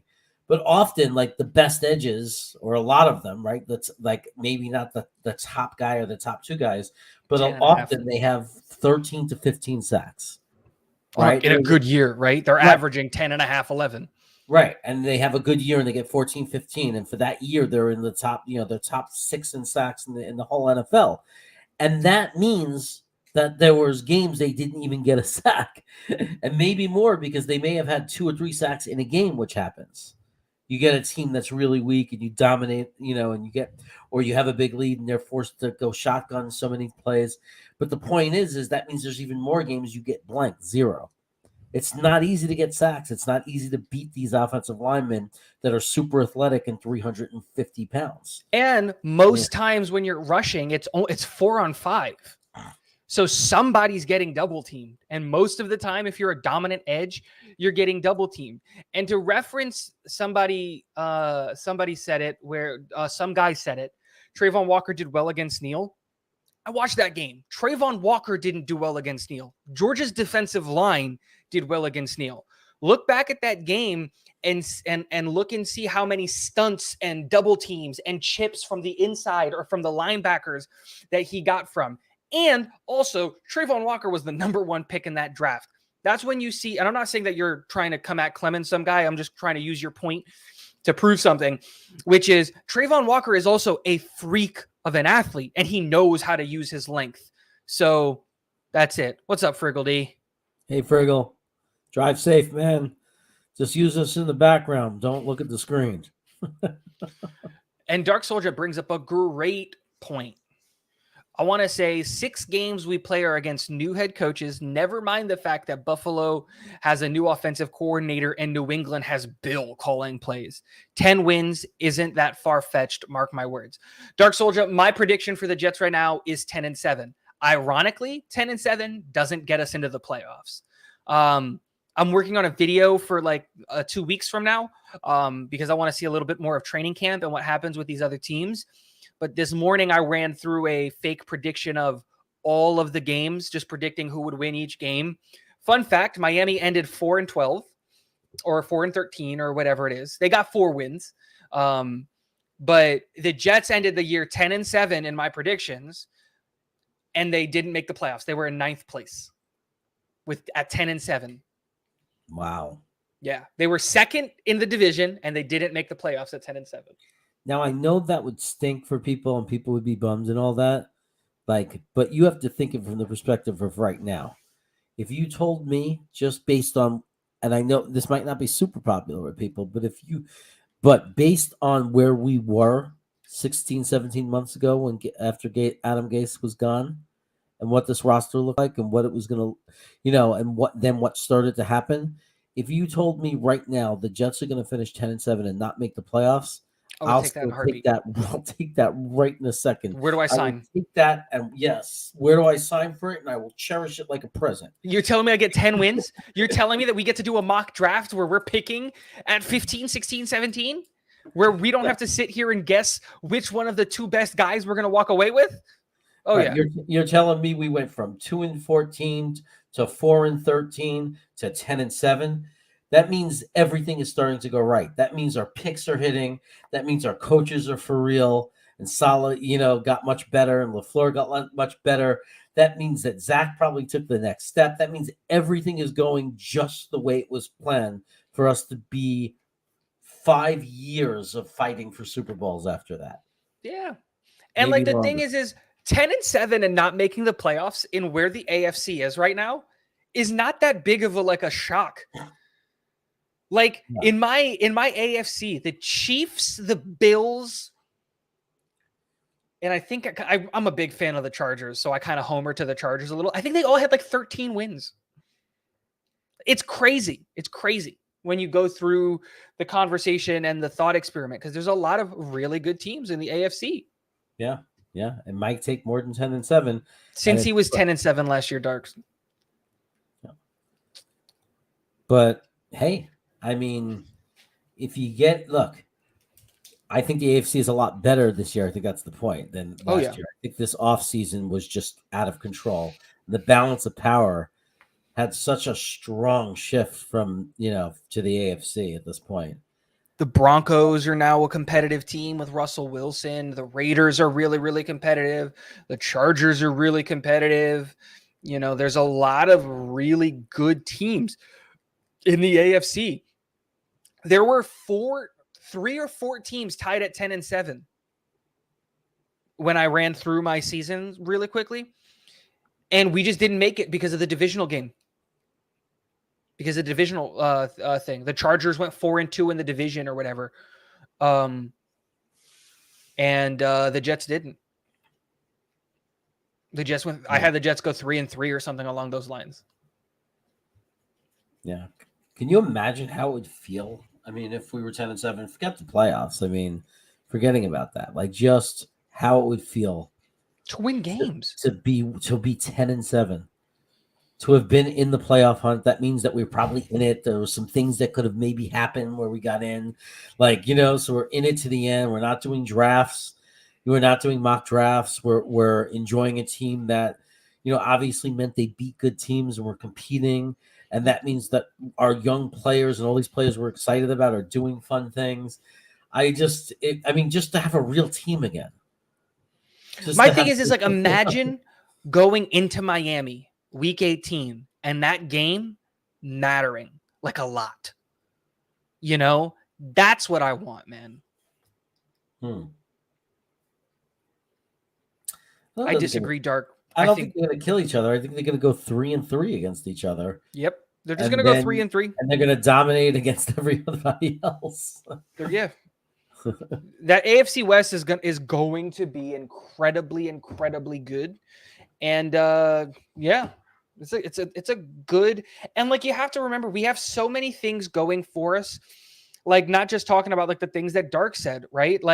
The thing that Dark mentioned, we're facing 6 games against new head coaches. We know that statistically, this is something that you bring up, Jeremy. Whenever a team introduces this Mike LaFleur, Matt LaFleur, Shanahan-esque West Coast, modified West Coast system, their offensive production goes down in year 1. We have 2 head coaches that we're facing that are introducing the system, Miami and Minnesota. So the expectation is that the production goes down in both of those places. So being able to say that we absolutely can and should sweep Miami. We're the better team than Miami this year. We've got We've got a much better defense. We've got a much better offense. And like, we've all seen the video of Tua's arm, like, and all that. Minnesota, we should be able to steal a game from Minnesota. The Packers are coming in from London. We should be able to steal a Packers game. I think we lose against the Broncos. Playing in Mile High is absolutely atrocious. But like, we should be able to beat not the Bills. I'm sorry. We should be able to beat the Bills. We should be able to win at home versus the Bills. I think so. But we should be able to sweep New England. We should be able to beat all of the Bears, the Lions, the Jags, and the Hawks. They're all atrocious. Yeah. We got to be competitive. We got to believe in this team. Yeah. Yeah. It's time to stop laying down already and saying we don't have a chance. We don't have a chance. We don't have a chance. We know that there are going to be some challenges in every game, but I'm tired of being a team that ever doesn't have a chance. I want to be a team like that can come in and have a chance.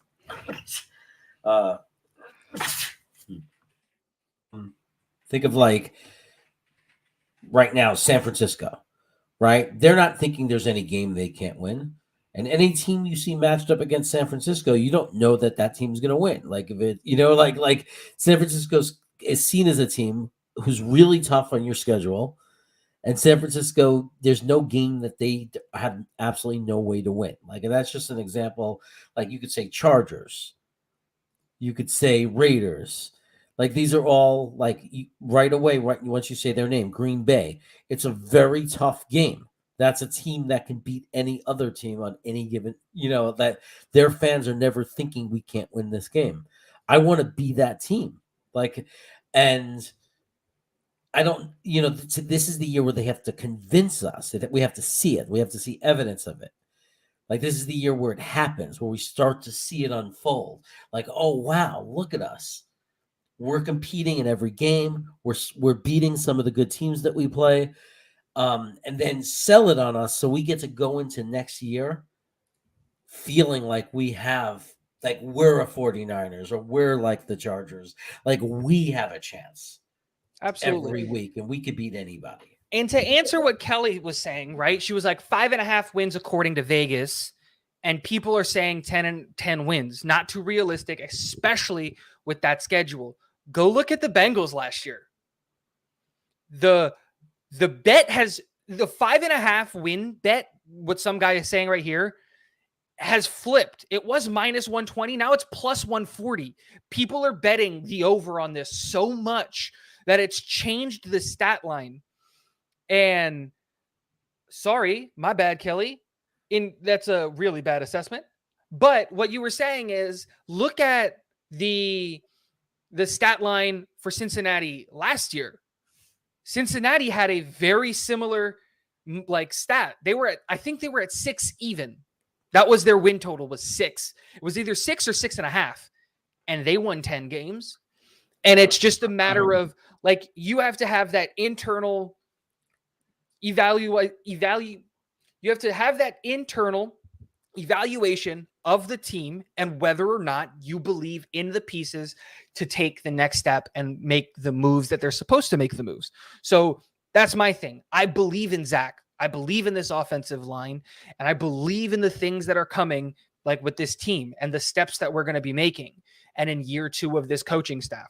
So you take all of those things into consideration, and 10 wins isn't that far out of the realm of possibility, because who was betting Cincinnati to make it to the playoffs when they had 6.5 win total? I just looked it up. It's a 6.5 win. So that's it. Yeah. Dom C is here. What's up, Dom? He says, people have to remember wins and losses happen on the field. That's absolutely true.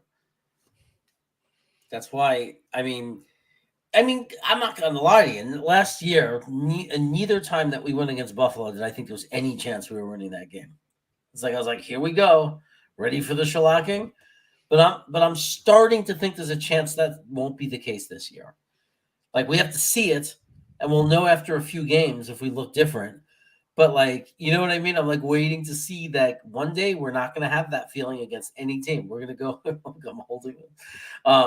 We're not going to have that feeling one day. I can't wait to get to that point. It's so close. It's so I think close. we're there. Yeah. I think we're there. I don't think there's a single team where I look at on the roster, on the schedule that say that we're going to get a shellacking. There are games where I look at where I think we're going to lose, but I think that they're for different circumstances, not because of anything other than the fact of like, I think they're a better team. Like Denver. I think Denver is a more complete team, and playing at Mile High is crazy. And Kelly, I have bet on the Jets to win. I put $50 on the Jets, on the over on the Jets before the draft. That's how much I believed in this roster before the draft. Now we're talking after the draft. Oh my God. Yeah, I straight Jets fan 100 or I don't know if I'm saying his name right. He actually like went over that. Like he did a video on that, and it was like he was like doing his theory on why it's an easy over. Like he was saying, this is why it's an over, and he was talking a lot about the division. He was talking a lot about New England and Miami with Tua. That was his big thing. We're going to beat Miami. There's no reason we should lose to them. And he was counting out why we would get a minimum of 6 wins. So, and I'm just look that number, the under over of how many wins they get in Vegas. That's all that reflects once it's out that initial time. Everything after that, it's going up or down, whatever it is all just what people are betting on. It's controlled. It's controlled by the betting. So for everyone that's betting the over on 5.5 in the Jets, somewhere out there are people betting the under. That the same amount of people, pretty even, betting under for the Jets.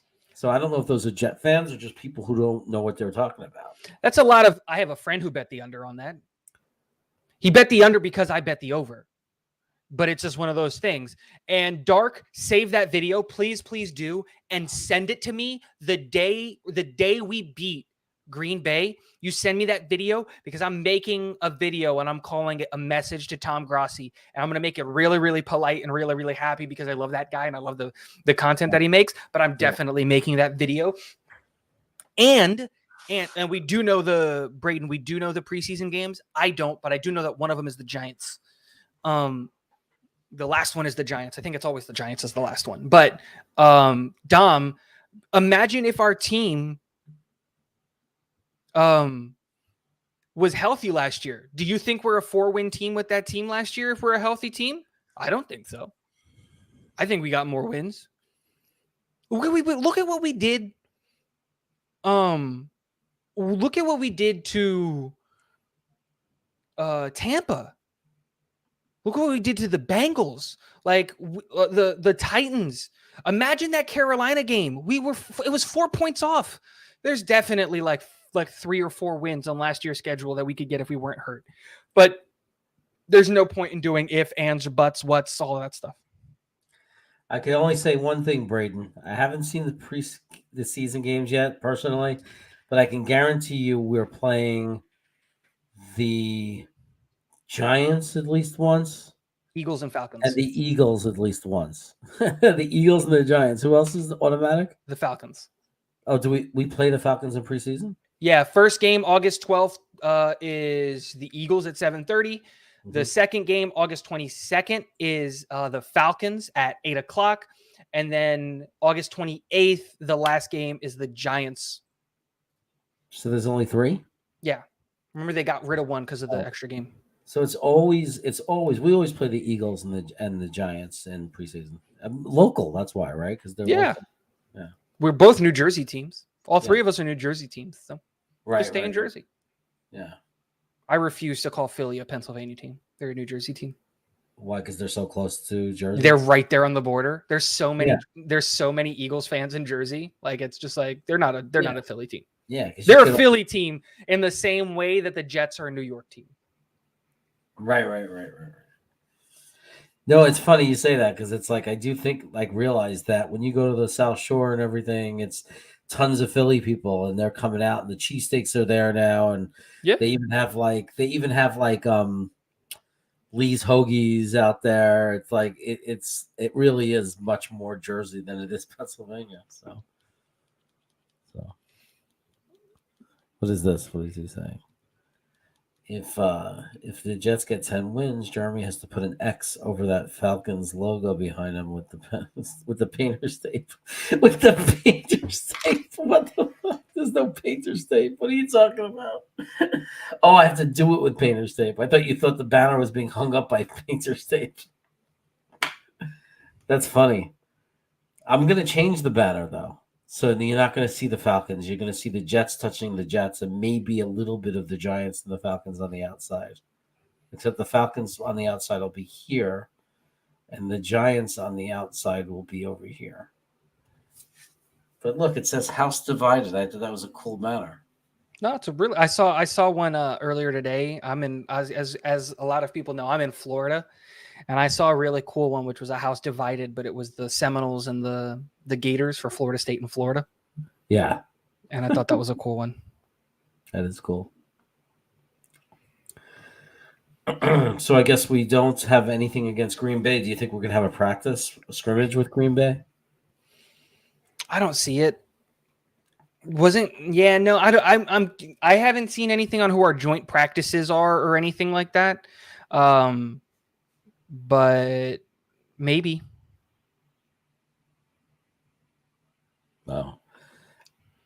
Don't you want to ruin it with paint? Don't want you to ruin it with paint. That's why I said tape. No, I thought you thought it was hanging up by tape. Like I thought you were like saying that like the banner is just like paint, like duct taped onto the wall or something. Because part of the banner is. Not that one though. Like the Jets divided one, the Jets side. Like if you go all the way that you see, there's a little bit of duct tape holding that up against that wall. I shouldn't share my secrets. The thing is, Friggle, like the teams want that. That's the biggest problem. If it were up to me, I would, and I see why they want it, because you want to get them to face new faces and things like that. You don't want people going up and picking up bad habits because they're facing the same 3 or 4 guys all the time. But it's one of those things where now I'm always going to look at these cross team scrimmages and cross whatever's because of the fact that it's just like, well, Carl Lawson, and I don't want that to happen again.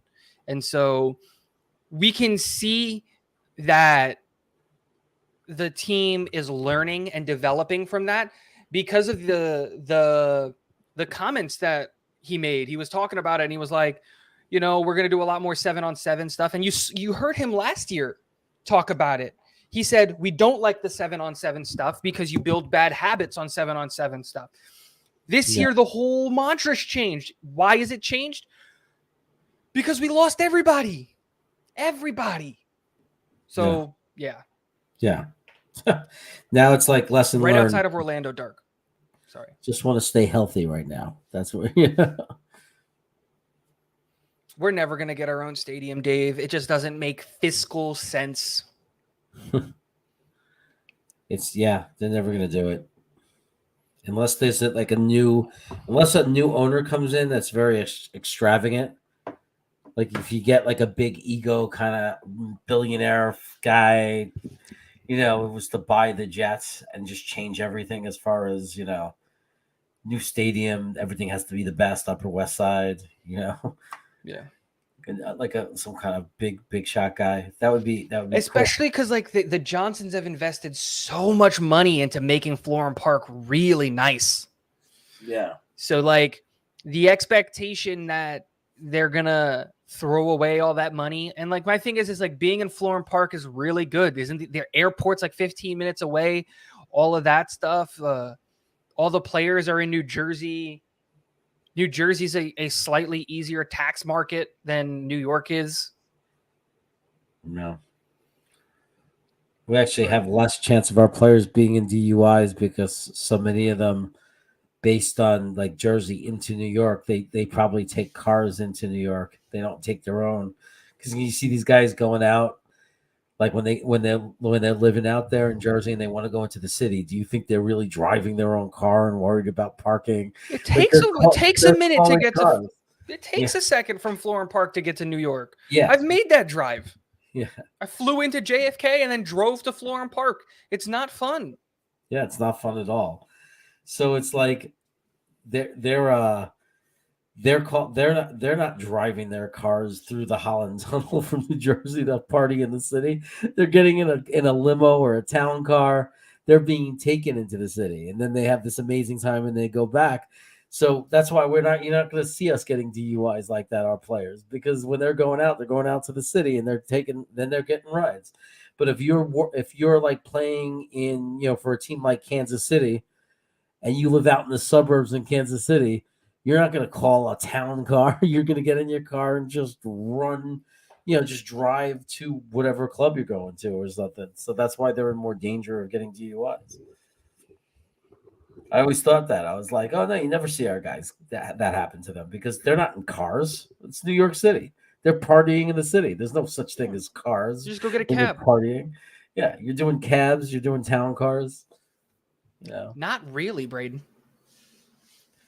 Not anything nice, right? Just the airport. No, it's like Ramadas and stuff. Airport Marriott. Yeah. MetLife is in the middle of nowhere. I've tried to book it. Like I haven't. Last Jets game I went to, I don't remember it, was at the Meadowlands, and I'm pretty sure I was like 7 or 8. I have not seen the Jets live in over 20 years. Wow. Because I'm not going to a Miami game. I refuse. And it's just like, I was supposed to go last year for the Bucks, and then things came in the way. I was supposed to go like a few years ago to the Jags, but things come up. It's just like, it's hard to get out to a game. Sucks, man. Sucks not being able to go to the games. Yeah, I haven't been to a game forever, man. I haven't been to a game probably since that playoff game in San Diego. Now that I think, I'm trying to think about about when I went to. Oh no, the last game I went to was, man, it's been a long time. 2011, 2012. Yeah, 2011 was the last time I was at a Jets game. It was against Miami, and then I started doing the whole move to California thing, and from one horrible tax bracket to another. Yeah, and like when Oakland was here, you don't go see the Jets play in Oakland if because it's not fun. You'd be like, it's literally like you have to worry about your life. If you that's why I won't go to a Miami game. Every single time it's ended in a fight. Every single time. Yeah, so it's just. And then right now there's a small opportunity. I can go up to Seattle and see that game if I wanted, because my niece lives in Kirkland. So I could take a Southwest flight, go up there, and then catch the Seattle Jets game. And if Seattle stinks, there might not be a lot of people in the crowd, right? They might stop going. Like it might be easy to get tickets. Have a good night, Dirk. Later, Dark. Well, what point are we playing Seattle? Are we playing them very early? No, we're playing in the back half. Right. Post-bye. It's like week 15, I want to say. So if they're having a crap year, because they're rebuilding, they don't have a quarterback really, and they're having a crappy year, there's a chance that stadium won't even be that crowded, right? So that would be cool. I can just grab tickets, fly up there, and go. Yeah. Man, I get myself. Even in Seattle, I get myself killed. I probably wouldn't wear a jersey. I would just go and watch the game politely, but like by like making a fist, going, yeah, yeah. All right. Well, I gotta call it. Yeah, I gotta go hang out with my wife. Guys, yes, say I put your link in before, but let's remind them where you're at. Make sure everybody here is sub to you already. Awesome. I think everybody is. Yeah. I did get 2 new subscribers on the stream, so thank you very much for the people that did that.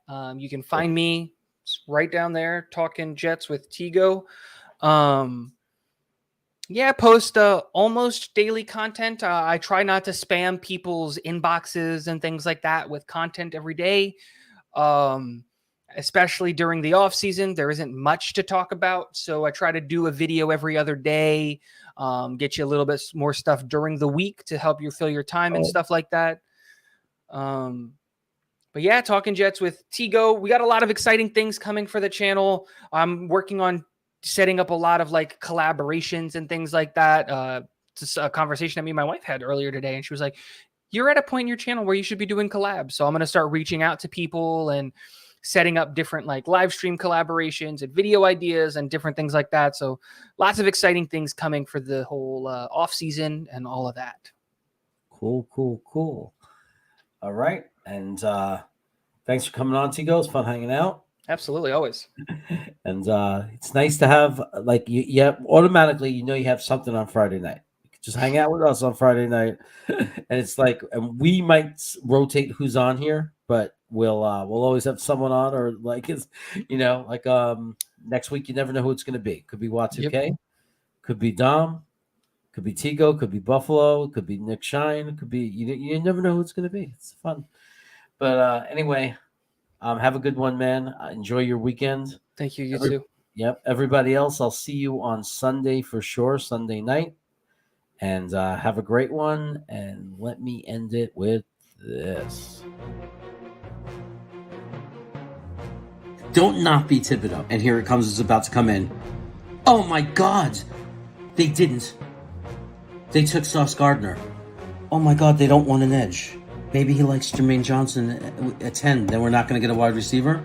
Garrett Wilson, wide receiver. Oh, my God. No edge. The Jets traded up. Are we taking JJ? Because I know Braden is in New Zealand saying, we should get Lily, Mike. He's definitely saying that. JJ! We got Johnson at 26! This is great! Yes! They took Roger McCreary, they didn't take Dean, and we traded up. We can get to Kobe Dean. It really is. They took Breece Hall. Wow. I mean, look, I love Breece Hall. But there's also Jeremy Ruckert, who I think is the best tight end in the class personally. They took Jeremy Ruckert. Yes! We got a Jeremy. Oh, and the Jets pick, and it's Max Mitchell, offensive tackle. We needed that. Wow. We took Michael Clemons. I never heard of him. A defensive edge